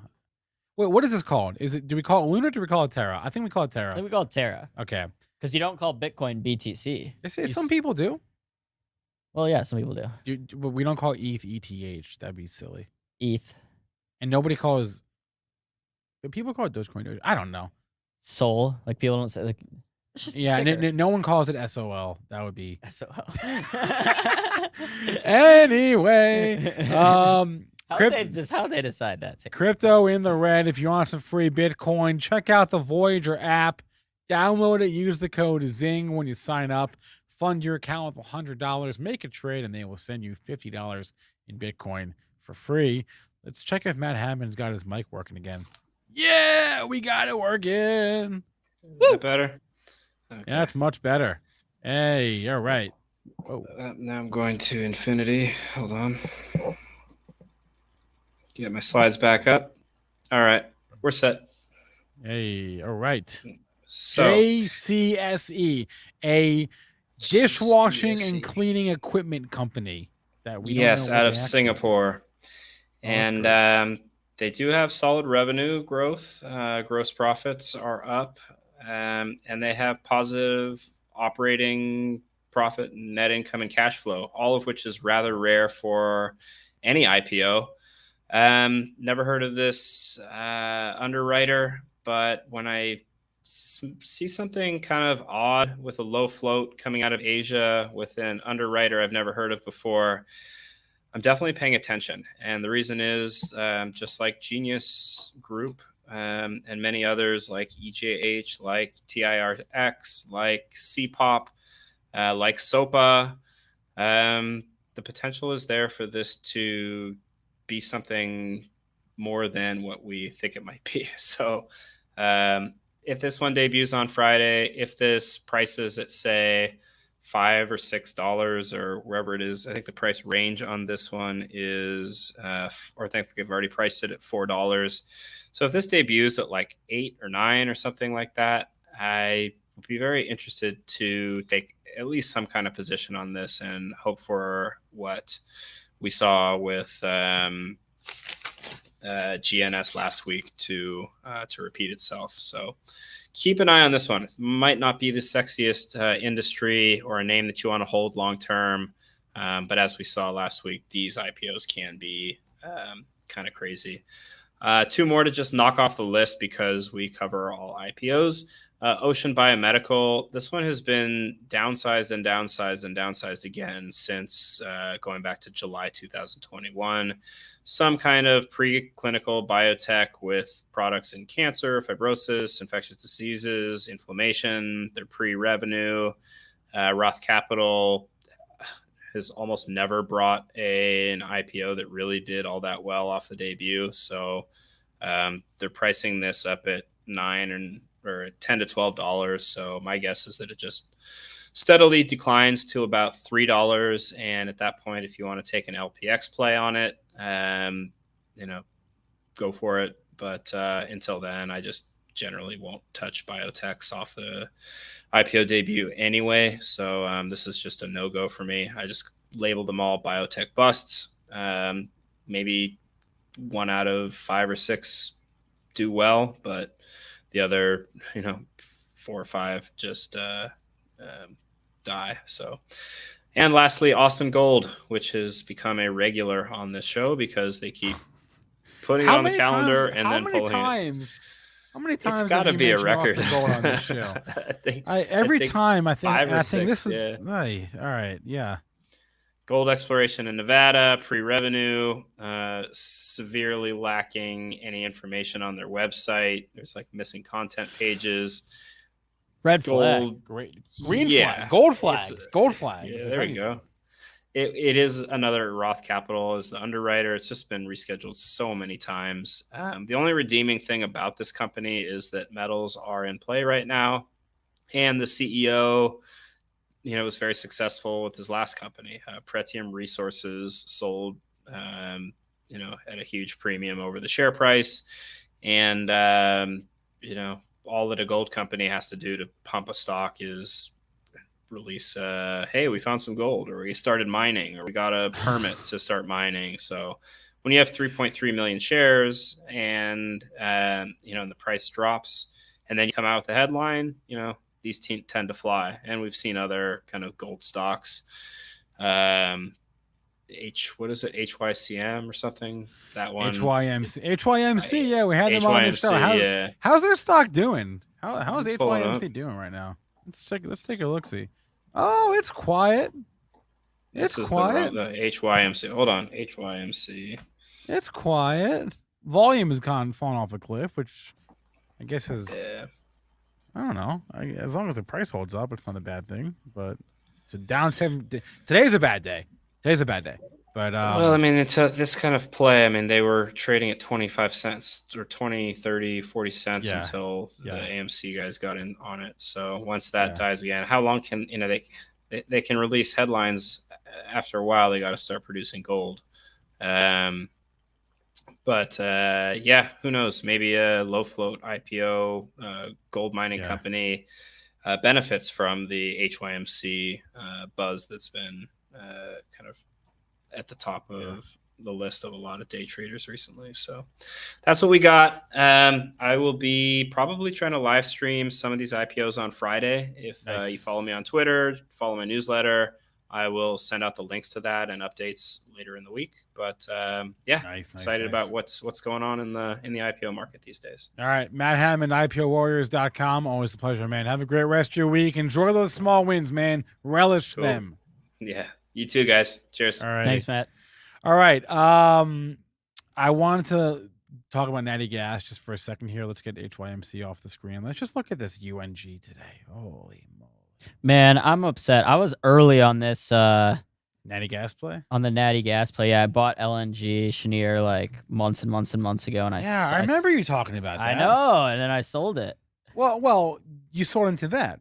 No, didn't you? Yeah, I made nice profit off of it, but I would have. Well, LNG hasn't gone parabolic, right? No, LNG. But like I was talking about TIELL as well. It was another one. CHK's one. That one has gone parabolic. Tellurian. Tellurian. I don't know. I don't know that one. I mean, I know it, but I don't know it. What else do we have as far as tickers on the Natty Gas front? By the way, guys, it's snowing. Oh wait, is that snow? Or is it? No, I think it is, Mike. It's snowing. I'm worried about my flight getting delayed. Also, speaking of oil, so I just got into some trades real quick. I did something that goes against kind of one of my tips and conventional wisdom. Yeah, what'd you do? What'd you buy? What'd you sell? I shorted a stock at all-time highs.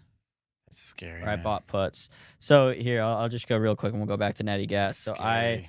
I was looking at Chevron. It looked a little overextended to me, and then I bought some puts that expire this Friday, just looking for like a little bit of pullback. Like I expect Chevron to stay strong, but then I was looking into it a little more, and I don't think it's really as overextended as I thought it was. Like the RSI is only 65, so I might buy some calls. I'm gonna look how Chevron kind of performs for a little bit, because it does look like we're trying back to approach the previous all-time highs are 174.76.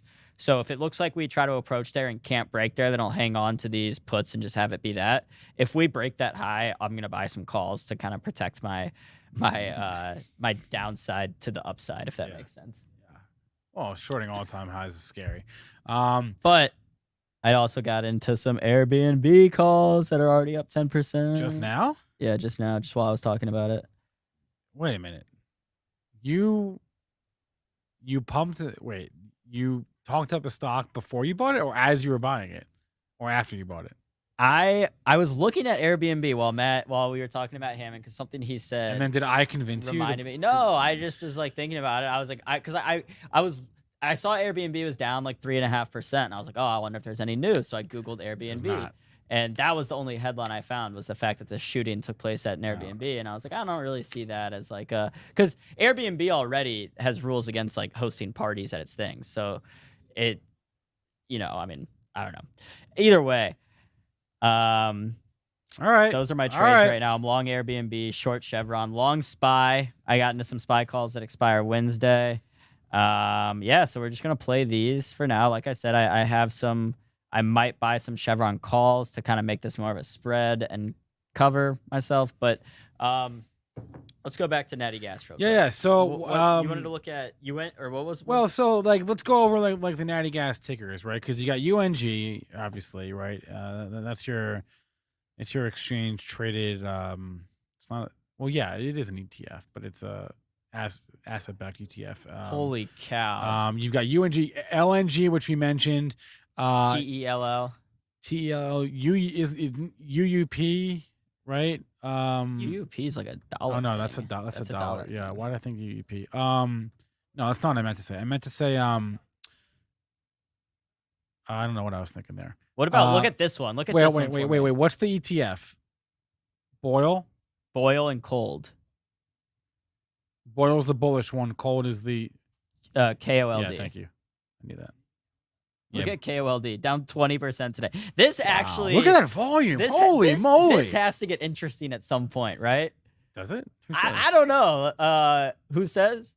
I don't know, but I mean, dude, it's down 20% today. At some point, wow, what the? I'm gonna buy some cold. I'm not saying it's today. You know what? I am. I'm gonna buy a share of cold right now. Should I join you? I'm gonna buy one share, and if it keeps going down, I'll add to my position. Should I hop in Webull right now? Let's take a look. See, the problem is I have like more swing trades on than normal for me, but I do have some little bit of capital to Honestly, play with. playing options on this might not be the worst idea. All right, quick trade. What are we doing? KOLD. Yeah. All right. We're selling this thing. We're buying it. We're buying it. Wait. Oh yeah. Okay. Right. Yeah, we're buying this short because UNG at some you have to say it's overextended at some point, right? No, you don't. But okay. All right, we're buying this. Holy crap! This is a terrible idea, man. This is gonna destroy my account if I'm not careful. I'm gonna do. Boy, let's just do. Jay Rice just dropped a nice so natty stupid. gas. See, I just hate it because like my buddy, so one of my buddies who is in IB, like investment banking in energy, was like telling me for a while, like, oh, you don't want to invest in like the oil and gas companies, you want to invest in these natty gas companies, you know, buy LNG, buy TEL, and now all these stocks are up like 50% over the last 3 months, and it's like, okay.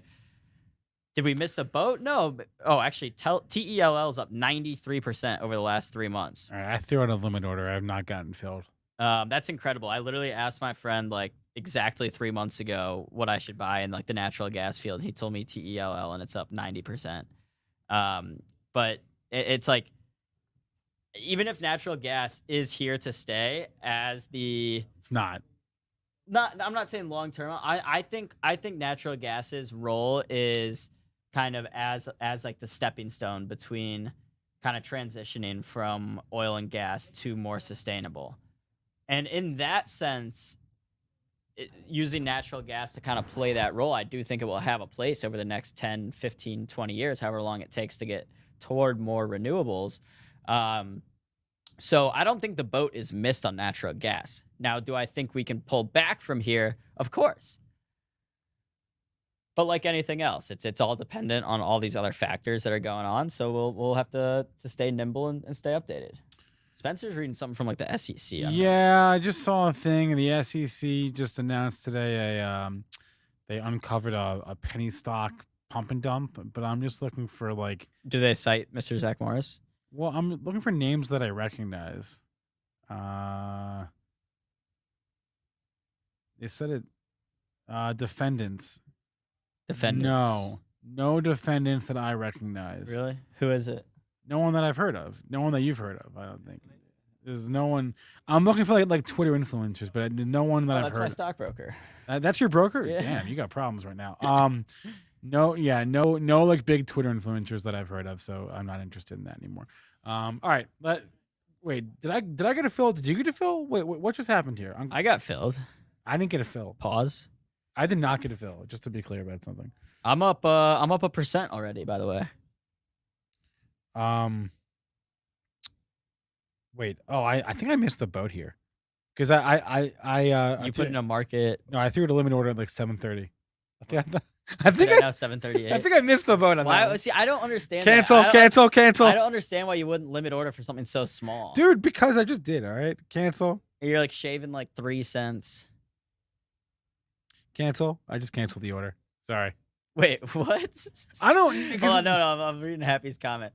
Teleron's Sheriff Suki says company has enough gas to take care of the U.S. needs for 100 years. It seems far-fetched. Yo, in other words, there's ample supply, so we should not be concerned. I mean, maybe he's saying like that's just how much natural gas we're using right now, not like obviously all energy demands. All right, holy shit, Chevron keeps going higher. I gotta talk to Jake about Chevron because at some point, right, like I don't shit know. gets overextended, it should come down. But usually when a stock's at all-time highs, it's showing strength and going to continue to move higher. I might buy some. Cannot believe you've done this. I can't believe I've done this. I Either. can't believe you've done this. Let's get Jake Wujastyk from TrendSpider's thoughts on all this right now. Bring him on the show.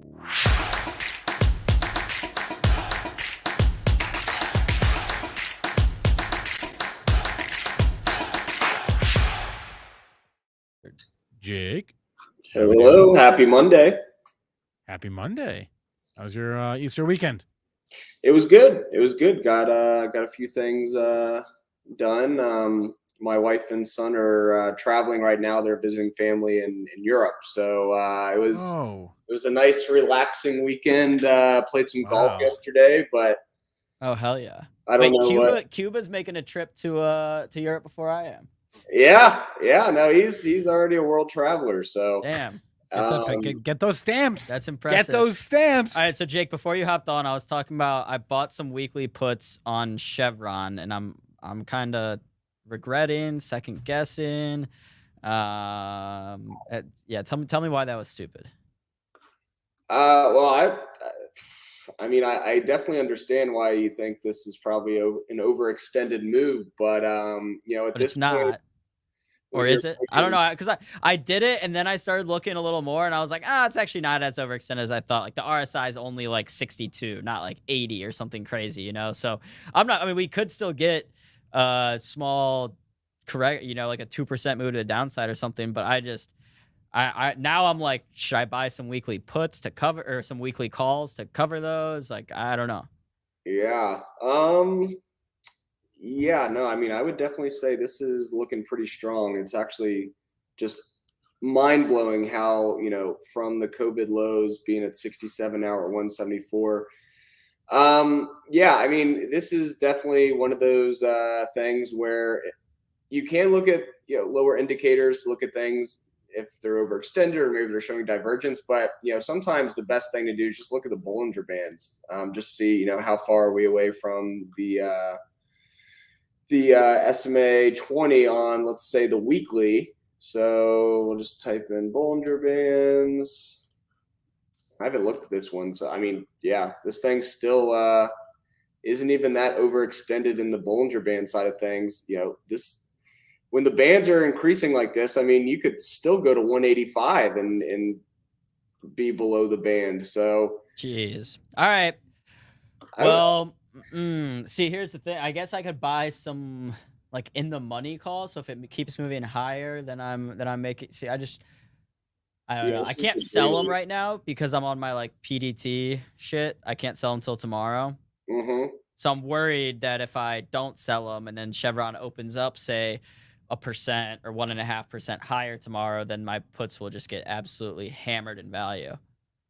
Yeah, I mean, so I don't use the Bollinger Bands that much. I have a lot of respect for John Bollinger. I just only use them in specific times. And so, if we were just to kind of look at the similarities from January, anytime you had price kind of break and close above that band as it's kind of increasing, you generally have a pretty strong continuation, at least for like a week or so.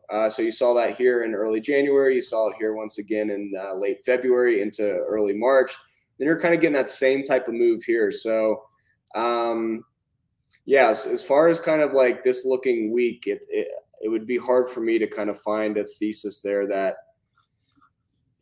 would maybe suggest this moving back down. What I'm just curious, which ones did you buy? Like, how far out of the money did you buy? In the money puts or out of the money puts? No, I bought out of the money puts. I think. Let me check.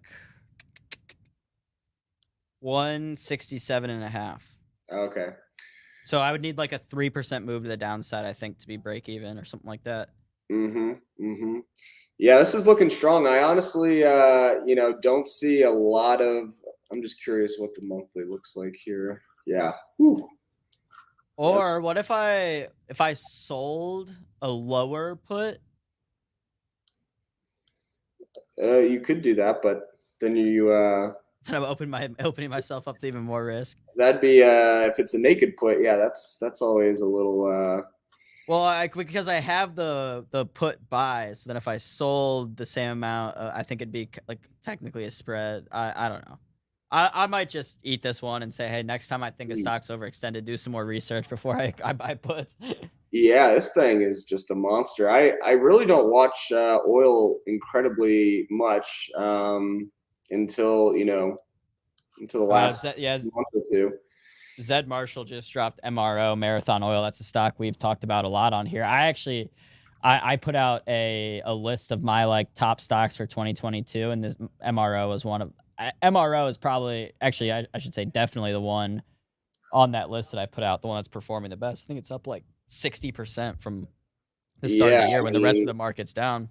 Yeah, this thing is nuts. I remember trading this one in the 3s, 4s, and then I think I got out like the 8s. But yeah, I mean, this thing's literally, you just zoom out. I mean, this is one of the strongest moves to the upside, ever for this stock.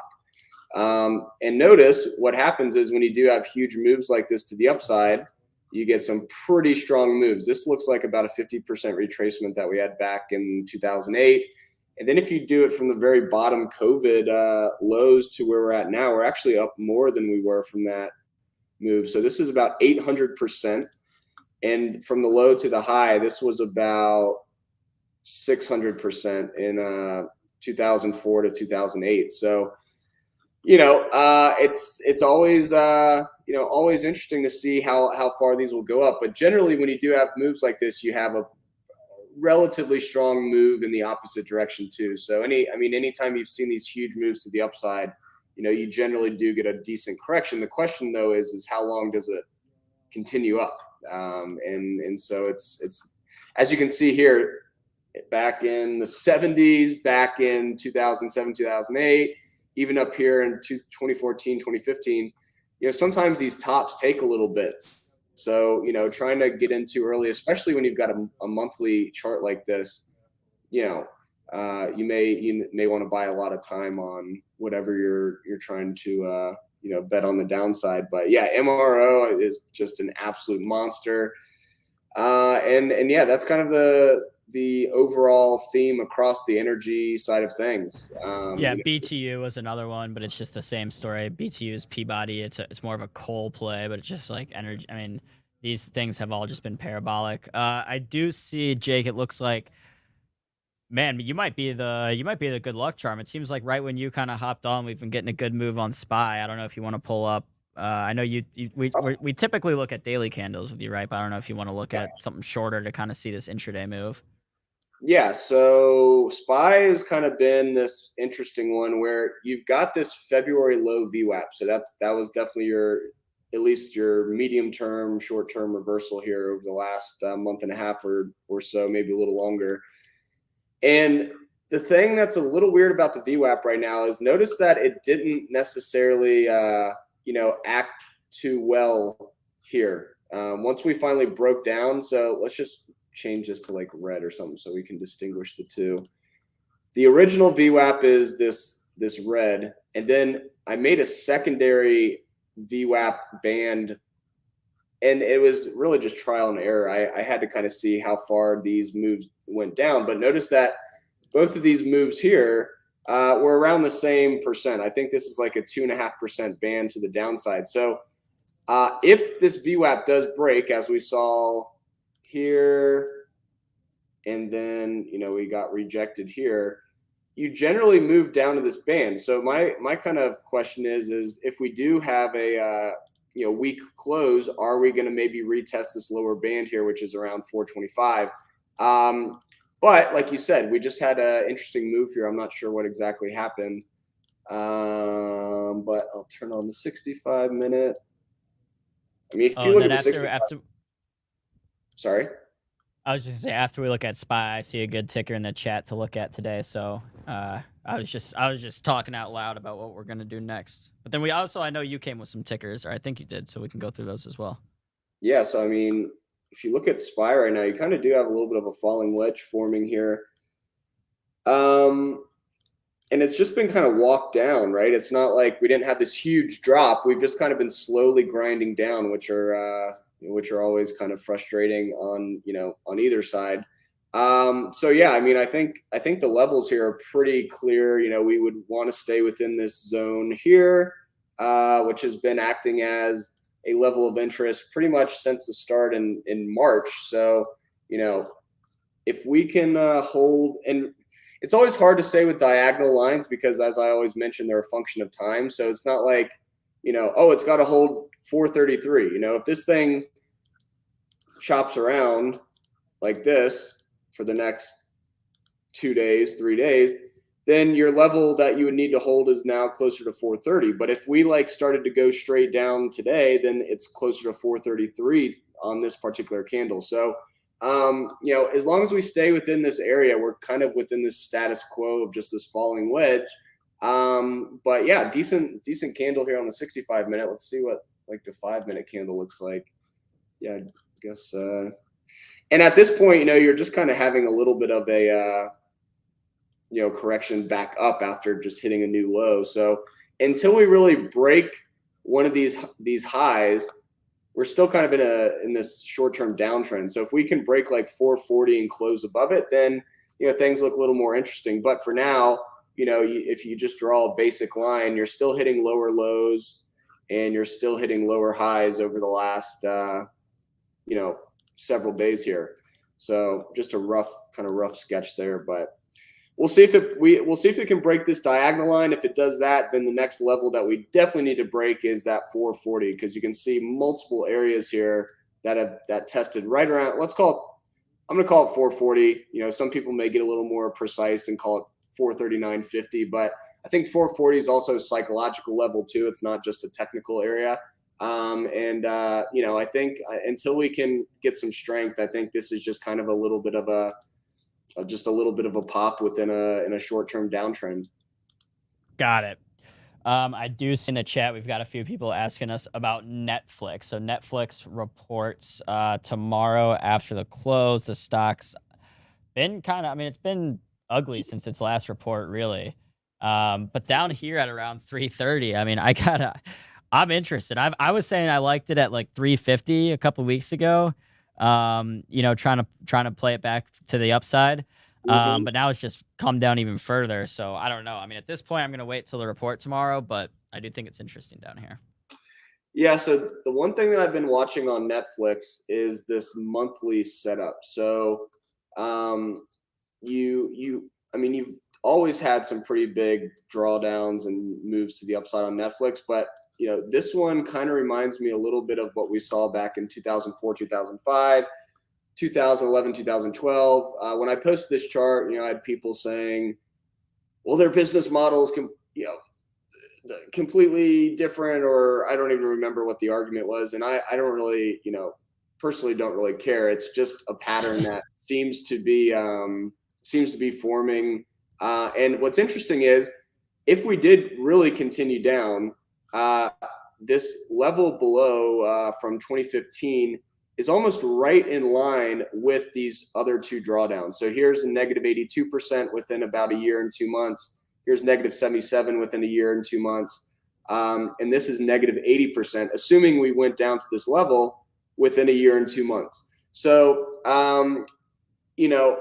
I just don't know if we're in that good of an environment for anything to rally off earnings again, going into this earnings season, but definitely could be wrong. Happy to be wrong. Never want to see, people losing money on the long side if they're invested, but this is so much in an uptrend right now. Even over the last 20 years, you're going to have these types of moves down. You kind of have the market reset a little bit. So I'm just curious, actually. I don't use RSI a ton, but I'm going to use it here. I'm just curious. It's real low. Look at this. It's real low. Well, you just have this, you had this divergence playing out. And then, if you look, we did have this is the lowest it's been pretty much since 2011. So, some people look at that as, this is a buying opportunity. Some people would say this is weak tape with this type of RSI this low. And then if I'm looking for something to reverse, and in this case, I'm going to move this to 12 just to look back pretty much like a 1 year RSI. And then what I would do is I'd also add the Williams percent range 12. And the Williams percent range is kind of the one that you want to look first for divergence. So generally you're going to have the percent range print divergence. And what you want to see is you want to see the divergence printing while the RSI is really low. Because the RSI a lot of the time won't print divergence when the actual Williams percent range will. But for now, it's kind of in free fall. So there's nothing here that would, get me interested, at least on a technical perspective, until you really started to see the percent range kind of try to bottom out here. But, notice here, you can have the percent range get really low and you can still continue down. So if you look at this, and this is kind of just kind of nerding out on oscillators, but you can see here, right? You back in 2004, the percent range was down here about as low as it is now. And then literally for the next 3 months, we continued down. We closed around 201 and this thing went all the way down to 131. So Wow. So oscillators are useful, but you need to see the print. So for example, here, notice what happened. Finally, when we started to get a bottom forming, you had this higher low on the Williams percent range, and then you kind of had this forming a little bit of you technically did have a higher close on the monthly. So technically this isn't divergence because you've got a higher close in March of 2005 compared to here. But that's what you want to see. You kind of want to see these higher lows on the oscillator before you get too excited, because you can have these oscillators just give you false signals, for 50% more to the downside. With Netflix pretty much breaking last month's low, that's never like or it's about to, never a great sign. And then with earnings, right? Like it's always a gamble. So,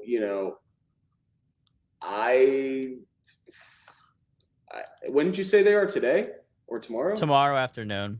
Tomorrow after market. Yeah, generally, like I'd kind of start looking to see if there's any gaps, any like notable gaps below. But I think the main thing that I was kind of looking at was the COVID low. So you don't even have any gaps to kind of fill below, but the next really important level is this low that we saw in December 2019 and the COVID low, almost, within maybe a couple dollars. So if we did have a really rough earnings, this would be my level to watch to the downside.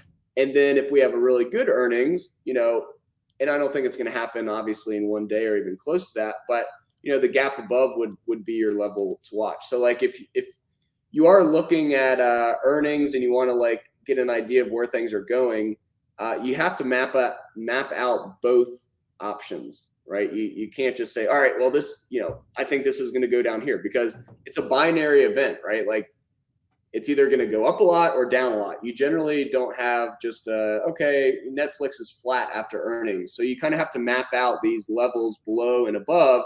But even before you got to that gap above, you'd want to just retest this high around 457. So you can see we've got quite a range here for price to make a move.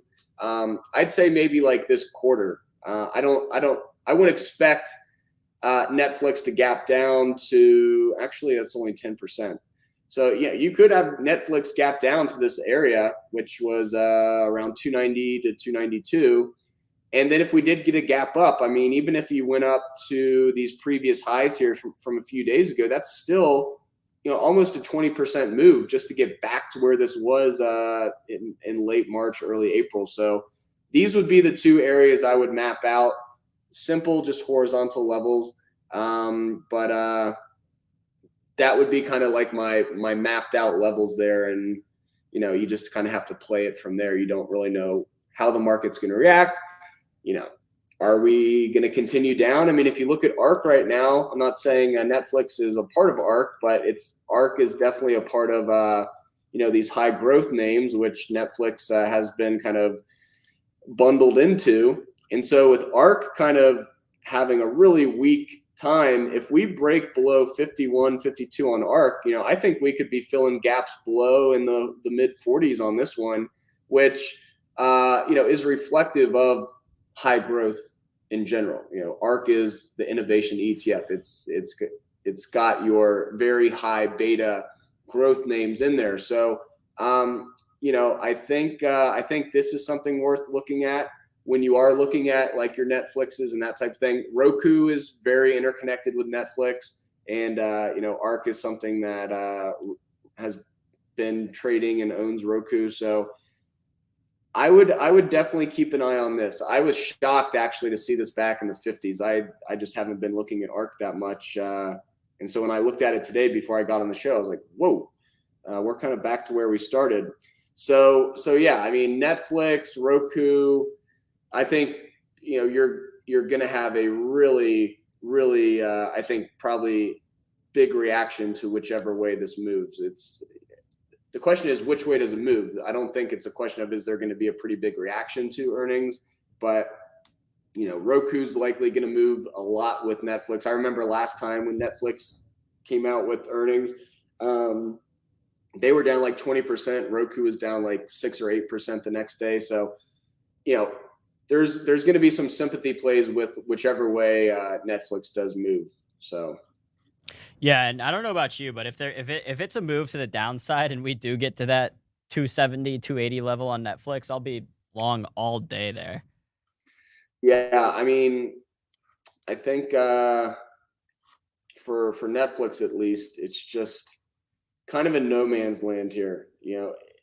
Buying like close to a previous low is a little bit of a gamble. I guess you can use like your Williams percent range or RSIs to look for inefficiencies like in the price versus the indicators, but a lot of the time the price is a function of the indicator. So you just got to be careful sometimes. What you're seeing on an oscillator versus price action isn't always, going to give you like this golden, magic touch. You're, like I said, I've seen things with an RSI at 15. I think oil, right? Like back in 2015, RSIs were like historically low, and oil dropped another like 20, 30%, or the companies did. So we'll see what happens here. But if we do break down, I'm definitely watching like 290, 292. And then if we do get some type of decent earnings here, I'd say these previous highs that we saw back in late March around 395. Coolio.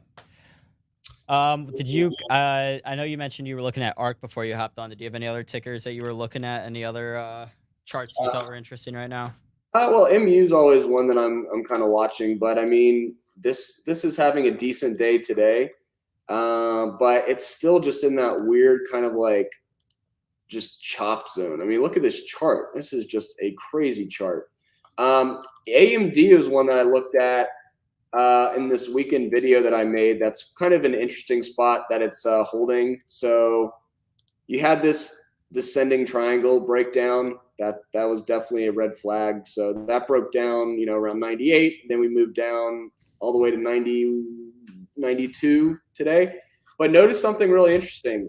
If you look back since the COVID low, and you measure the volume weighted average price, what's the dollar cost average of every share that's been traded since the COVID low? That's what this blue line is. And notice, over the last 2 years, this area has been a pretty solid area to bounce at. And I think we talked about AMD last week, talking about this VWAP here. And I mentioned that we're probably not going to test it perfectly, because you can see back in June of 2020, we undercut it and then reversed and just went straight up after that. But this has definitely been a line that has been an important area to watch in the past, pretty much since the March lows in 2020. So this is definitely an interesting area to watch. We'll see what happens, but even if we do get a bounce, you've got a lot of price action up here, this kind of horizontal level. Let's call it around let's call it $100. I mean, not only is that a previous level prices has respected, likely because it's a psychological level, but it's going to act the same way to the upside. If you bounce off this COVID low VWAP, this previous support is now going to be a really hard level of resistance above. So that's something that, would probably be something to consider. Even if this does get a really strong bounce, you've got an SR flip here. Previous support is now going to act as resistance until you can really break above, let's say like 102, 103. And what's interesting is, if I just turn on the gap snake here, this is just the automatic gap detection on TrendSpider. You'll see here that the gap above is literally right in line with that previous resistance, previous support acting as resistance now. So it wouldn't shock me at all to get to see a little bit of a bounce here, just to kind of like retest where we broke down from. You'd get kind of a little bit of a pullback and then maybe a continuation down. But yeah, that gap above right around $100 would be, my target above. And if we continue down, you don't really have any gaps below to even look at. I guess you technically have a little bit of a gap down here at 70, but that'd be kind of shocking to see AMD get all the way back down to 70. But it's possible. Let me just see if I can get this single gap to show. No, it's too big. All right, let's try 1.5. So for those that have TrendSpider, if you want to kind of only show big or small gaps, you can change the gap factor here. And there we go, perfect.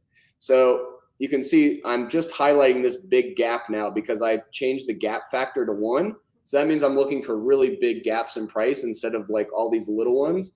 So that gap below, you can see it filled a little bit here. But you still have a gap below from like 72.50 all the way down to like 69.75. That would be a massive move to the downside. So not necessarily expecting that, but if we did lose this VWAP and really started to kind of continue to slowly grind down, then that would technically be an area for me to watch.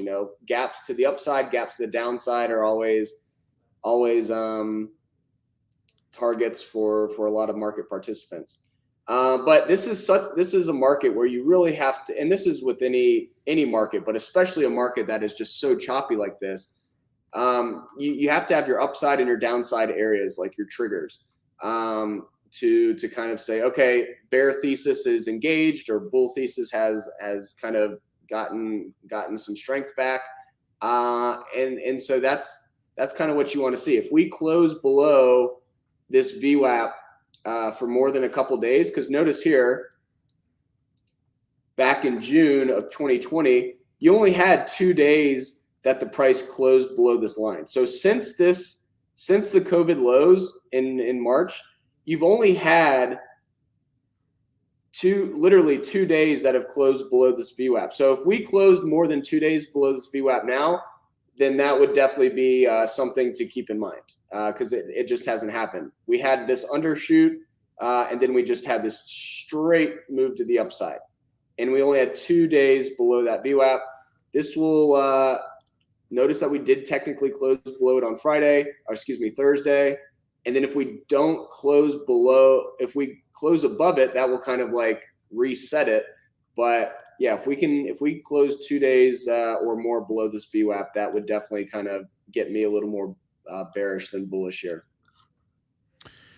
Jake Wujastyk is from TrendSpider. There is a promo code there scrolling on the bottom of the screen. It's BZ25 to get 25% off. Jake, great job as always. Enjoy the nice quiet house. And, talk to you again next week. All righty, guys. Have a good one. All right. Man, guys, it is getting worse and worse outside. AB, I don't know if I'm gonna make my flight later. You're gonna make your flight later, or no? What? Michael Murray and I are on the same flight, but he's already at the airport. Wait, why is he already there and you're here? because he said he had like meetings to take and he wanted to just like chill at the airport and take him there instead of having to like rush here. I don't know. You know what I don't get? I don't get like why everyone's all like people always say like, oh, love to like go to the airport and like get fucked up and get drunk for the flight. Like I don't understand I don't understand the getting drunk for a flight thing. Airport beers are nice. Like I just don't, one or two. they're so expensive. Take the edge off the flight. They're so expensive. I don't Yeah. understand. Yeah, it's like an $8. I like, don't pint. understand like the drinking before or on a flight, like why that's appealing. But you have to understand, like all I see is they're dollar that signs expensive because they're able to charge that much because it's like people like me want to get a beer so bad that I'm willing to pay $10 for it. It's like at a Dude, baseball all game. I see is dollar signs. It's like at a baseball game. I like don't see the appeal of like drinking at the airport. I'm sorry. I'm also not a big drinker anyway, but maybe I'm like the only person. No, MD agrees with me. All right, let's bring on our last guest of the day, Edwin Dorsey. It's been a minute since we spoke to Edwin. It's been a couple weeks. He runs the Bear Cave, and he's got a name. It's not a new name. It's a name he's discussed previously, I believe, but he had a report out, I think a week or two ago. We're going to talk about it right now. It's a familiar name if you've been following short report land. And it's a beaten down stock, but Edwin does not like it even still. So let's get him on the show right now and tell us all about it. Here he comes. Where's my intro?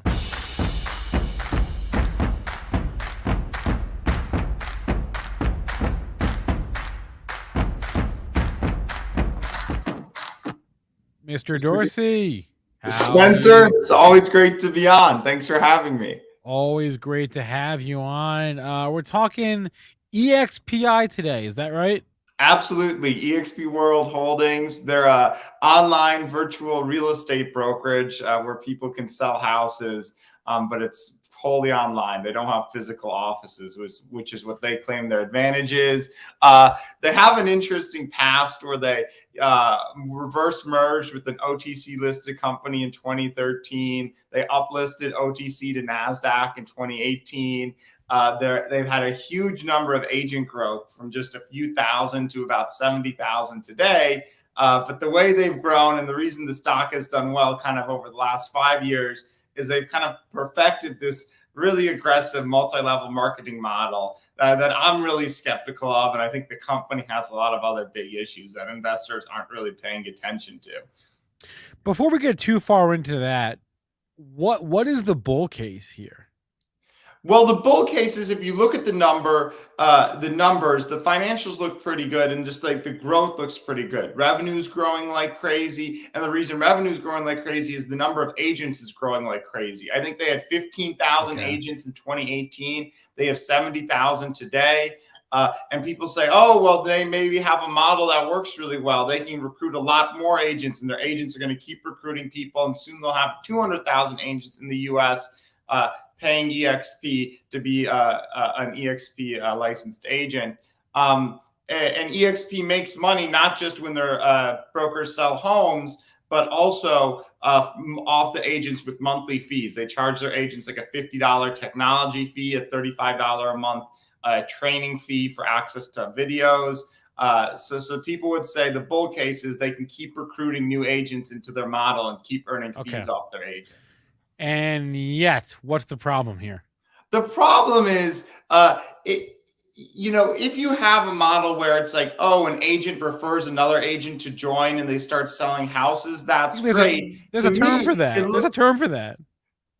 Well, the term would be pyramid scheme if it's too focused on recruiting rather than on selling houses or selling an end product and doing something productive. And I'm not saying they're a pyramid scheme. I'm saying as you dig into it, it gets to be kind of questionable and concerning. For example, they let you earn 7 streams of revenue from your downline. If you look at their promotional videos to try to recruit new agents, they really hammer on recruiting, online reviews, and consumer complaints. A lot of EXP people say, hey, we're told to recruit and we can earn more money from recruiting than actually selling homes. That's kind of bad and that's not great. The SEC subpoenaed them.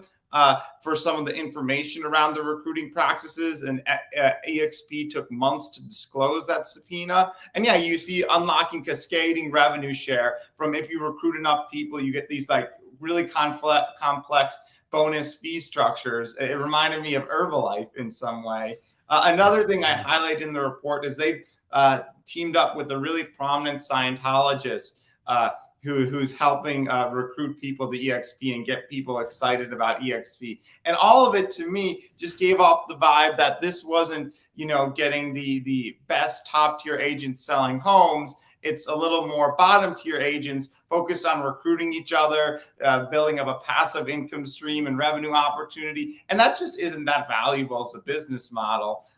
Rather than, a cool online brokerage that has a new way of selling homes. Another sign that not everything's up to code with EXP is they got in some regulatory trouble. I believe the California Real Estate Board hit them with 70 different violations, and a former president of the California Real Estate Board said this was really egregious and they'd never seen anything like it. And one more point I'll make. Is I use the Freedom of Information Act request to get a lot of consumer complaints against EXP. And I have hundreds and hundreds of pages of consumer complaints against EXP agents alleging negligence and other forms of misconduct, including forging signatures on wills and just some crazy stuff. And all of it, to me, it just gives off the vibe that this isn't a breakthrough awesome tech company. This is just a multi-level marketing scheme churning through new people. And eventually the market's going to start to realize that. And you've seen this with the stock. Another interesting thing about the stock is they pay their agents a lot in stock, which, is a huge cash saver. So their financials can look better, but they give their own agents a lot in stock, especially to recruit new agents. And that has a momentum effect where if the stock's going up, agents are happy, they're retaining good people, they can give these huge incentives to recruit. But then as the stock goes down, everybody's kind of underwater on the stock. It's tough to retain people, and you might see people start to sell their stock. So it has this kind of unique momentum aspect that makes it particularly interesting. Does that well-known Scientologist name rhyme with Schmom Schmooze by chance? No, it's Grant Cardone. He's given $20 million to the Church of Scientology. He's a level 8 operating thetan. And how do you know this? How do you know? I didn't know that Grant Cardone was a Scientologist. I guess is that known knowledge? I didn't. It doesn't see me advertise it, but it doesn't seem like he hides it either. And I'm not trying to everybody can do their own thing, but that's kind of interesting. And their CEO has spoken at conferences with Grant Cardone. And I think it just gives you, again, a little bit of a vibe the company is giving off, that not everything seems perfectly right to me. Insiders have also been selling a lot of stock. Insiders have sold $80 million roughly in stock over the last year and a half. Another sign not everything's great. And one more thing I kind of highlight in the report is they've recently changed the revenue recognition policy, Spencer, to add a sentence. Let me actually find the sentence they added to the revenue recognition policy, which I thought was pretty bad. They added this sentence to the revenue recognition policy in their most recent 10K, and they wrote, quote, "The company estimates and accrues revenue to which it is entitled for transactions, but has not yet received all the necessary closing documents."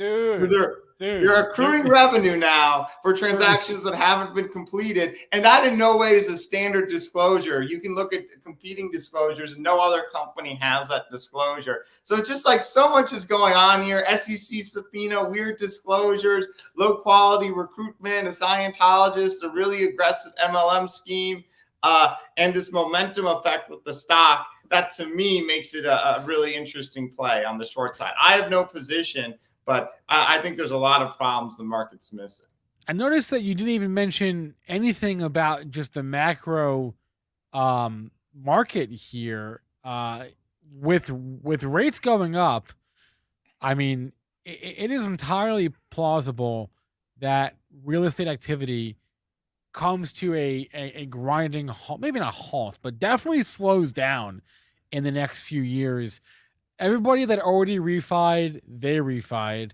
And with rates increasing and and prices not really going down either, it's plausible to imagine a scenario in the near term where just like buying activity just slows down because no one can afford to buy houses. And we know that the barrier to entry to become a real estate agent is not very high, right? Almost anybody can do it. There are thousands and thousands of real estate agents out there, but there aren't enough listings to go around, and there's not enough inventory to coming online in the first place. So from a macro standpoint, I mean, the housing market itself, in terms of just buying and selling activity, could be heading for like a secular downturn here as if prices don't come down or there's no other incentive to encourage buying with rates going up. So that's also that's going to weigh on not just EXPI, but that's going to weigh on any real estate company, you would think. Spencer, I really like that point, as rising interest rates are a big headwind for housing and EXP and all these brokerages. Another headwind that's not really discussed is the recovery from coronavirus post-COVID. This company was a huge COVID beneficiary in that, because they're a virtual brokerage with no physical locations, agents who maybe worked at Keller Williams but didn't like going into the office, didn't want in-person interaction, or just thought that wasn't necessary during COVID, might have gone to EXP temporarily for that benefit of being a virtual brokerage. But now, as people get comfortable meeting in person, going into the office, I think you might see that be a little bit of a headwind for EXP. And then the last big headwind is there is momentum in the stock price where, I highlight in the article, a lot of agents have been gifted or earned millions of dollars of EXP stock from the company. And if you own $4 million as EXP stock by getting in early and recruiting a lot of people, and now you only own 1 million, you might get nervous, you might start to sell, you might start looking elsewhere. So there is a real momentum component to the stock price. And I think you see that reflected in the chart a little. Yeah, I mean, it has, or what's the all-time high there? 90? It's already come down from 90 to 15, right? So this thing's fallen $75 in the last, we'll call it 14 months, right? 14 months. So it's already come off a long ways. Edwin, I mean, part of me thinks that if you're coming in here now to short a stock that's already fallen from 90 to 15, aren't you a little late to this party?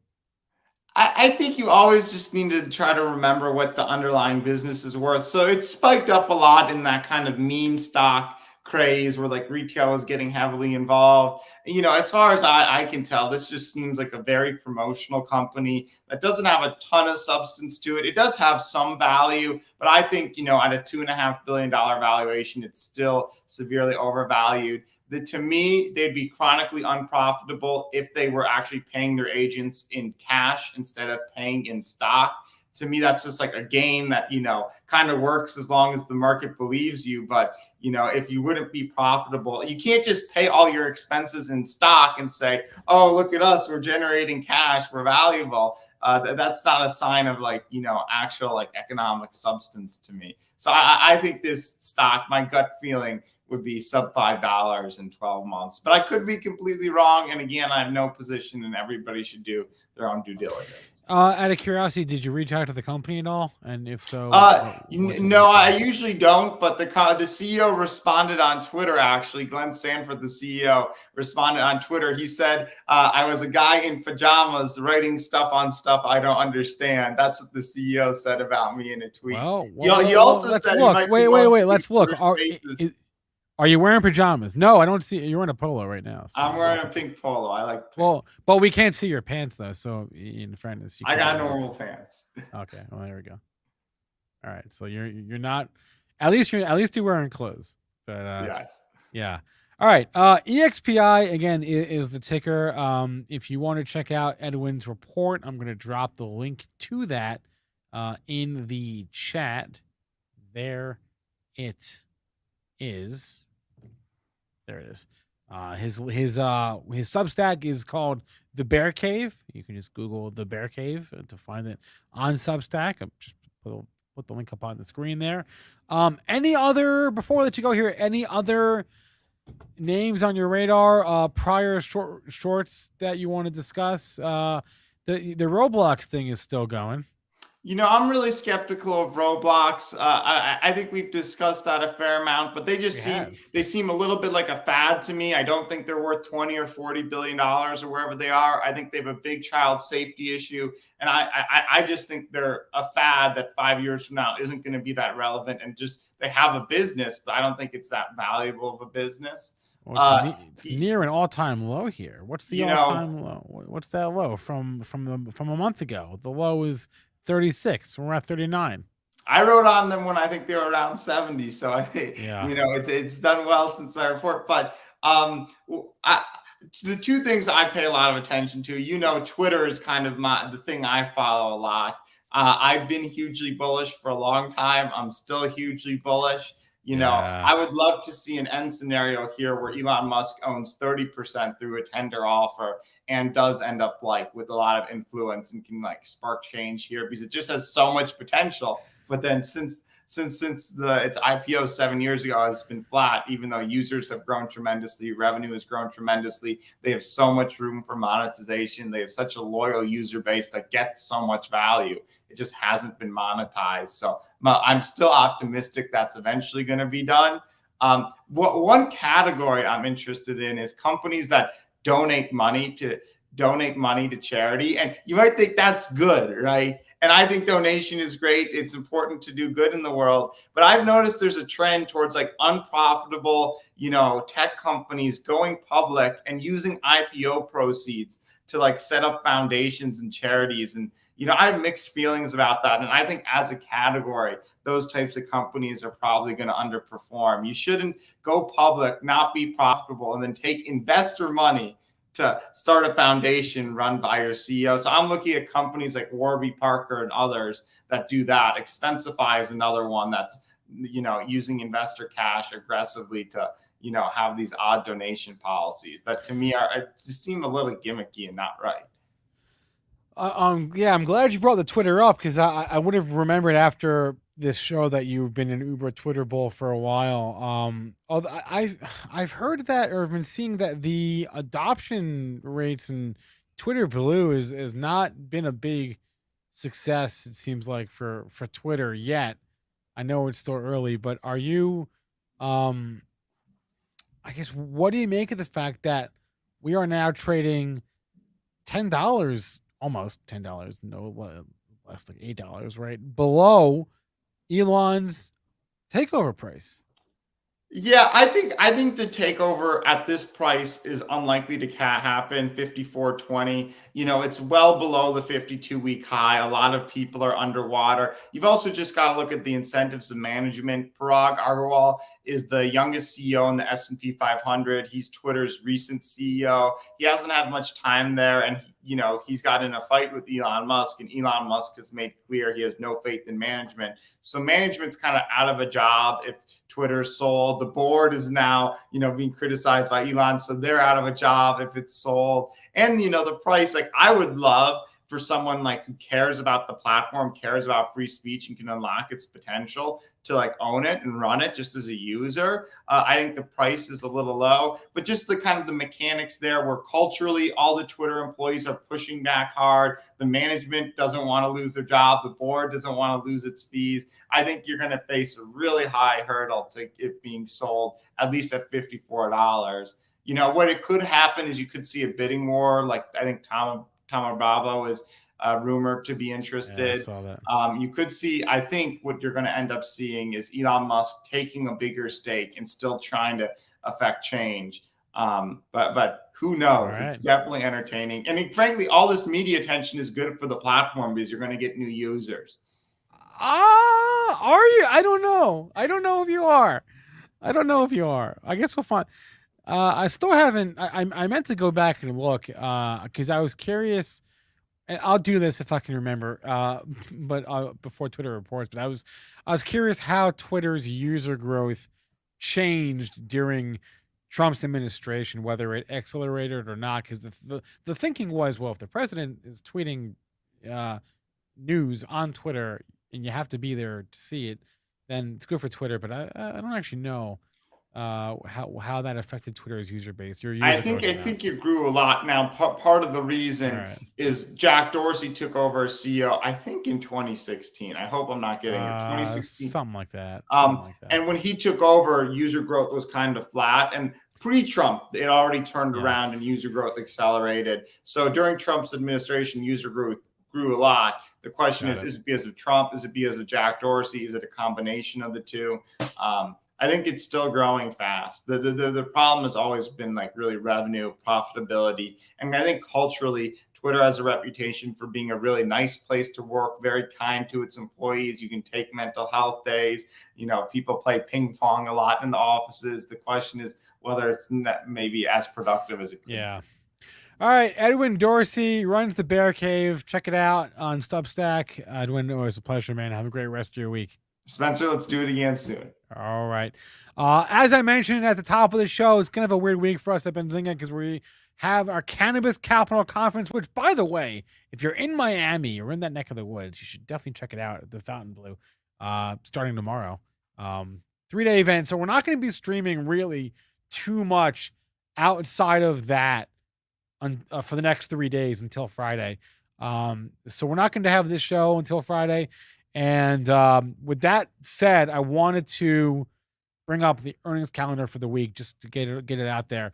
It is a big earnings week. Okay, tomorrow, Johnson & Johnson in the morning, Netflix and IBM in the afternoon. Interactive Brokers also is going to be very interesting, especially in the context of today's Charles Schwab report, which we didn't even really get to. But it's getting punished.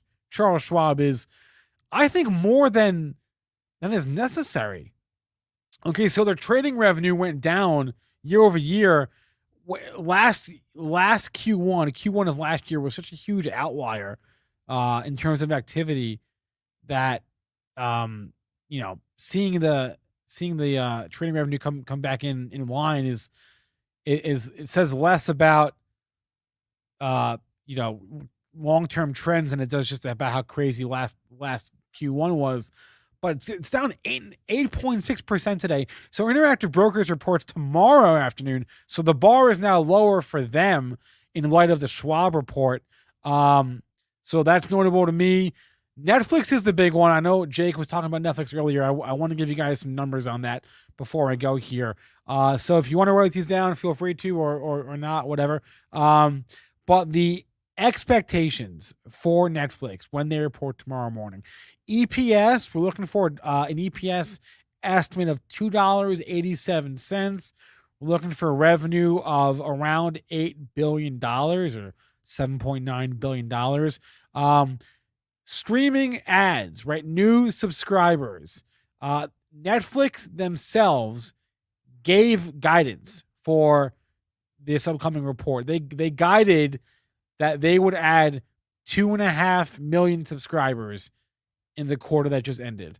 The consensus Wall Street estimate is 2.6 mil. So anywhere in the 2.5 to 2.6 million new subscribers added, anywhere in that ballpark is kosher tomorrow. If we see a number below that, then expect selling, and the vice versa is also true. If we see a number above that, expect some buying. But that 2.5 million number is big.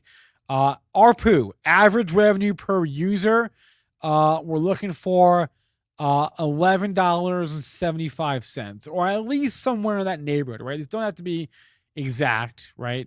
But at least somewhere in the $11.75 ballpark for their ARPU.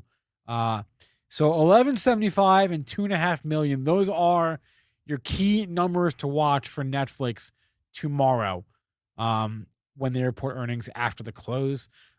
Tesla, obviously the big one probably of the week outside of Netflix. Tesla's on Wednesday. You can see that there. Procter & Gamble, United Air, some big names reporting on Wednesday. Thursday is also a big day, right? American, AT&T, Dow Chemical, Snapchat. Friday has Verizon, American Express, a couple of steel names. So we got some big reports this week. Don't forget about these, guys. We are now in earnings season. Kimberly Clark, yep, is a big one for sure.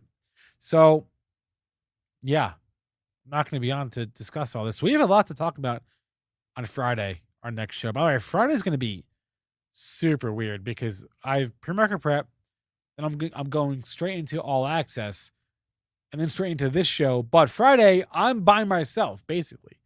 I got no producer Rohan, no producer Aaron, no Mitch on Friday, no Aaron Bree on Friday. I think they'll all be in Florida, but nobody invited me, so I'll be here with you. You know where else I'll be? Is Vegas. Yep. Next month. We are less than a month away from Vegas. The FinTwit 2022 conference is coming. I'm going to bring the link up on the screen right now. If you haven't gotten your ticket yet, well, sorry, but you missed the chance to get the early bird pricing there because prices did go up. But it's not too late to get a discount nonetheless. There is a discount code for this conference. If you haven't yet signed up, here's the link. It's on the screen. Use that link and use that code BZYouTube20. BZYouTube20. You'll get 20% off your ticket to FinTwit.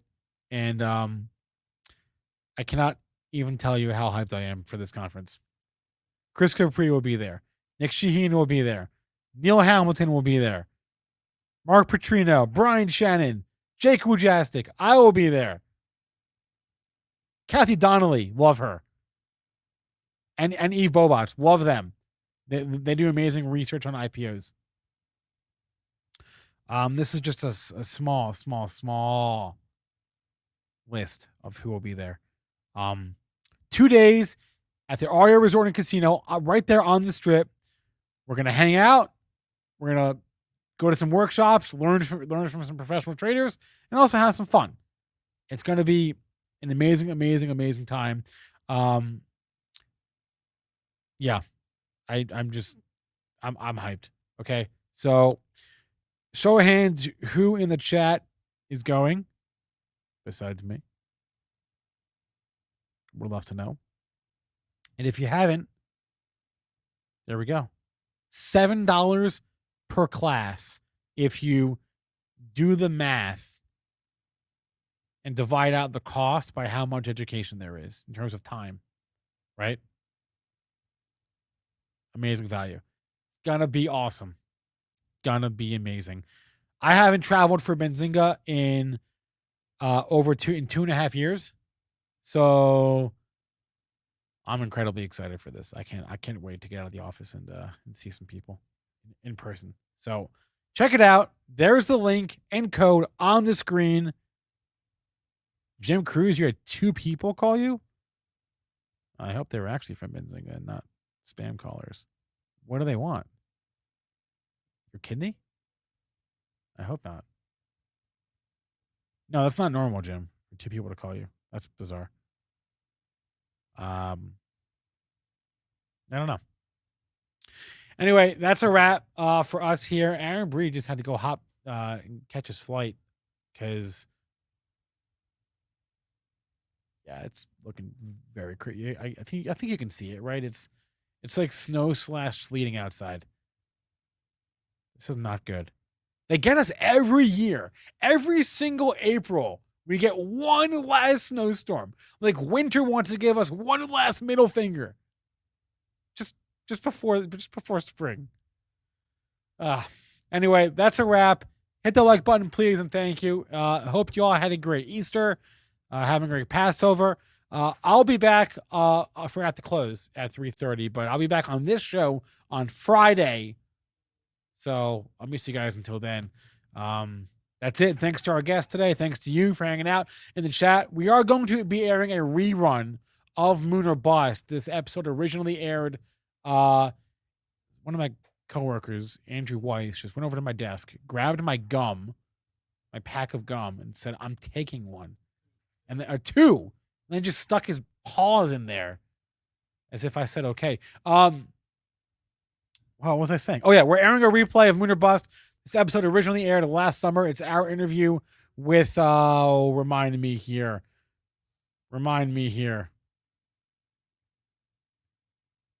I swear I just had it up. I think it's scheduled to start right now. Yeah, it's a replay with the interview with the co-founder of Axie Infinity.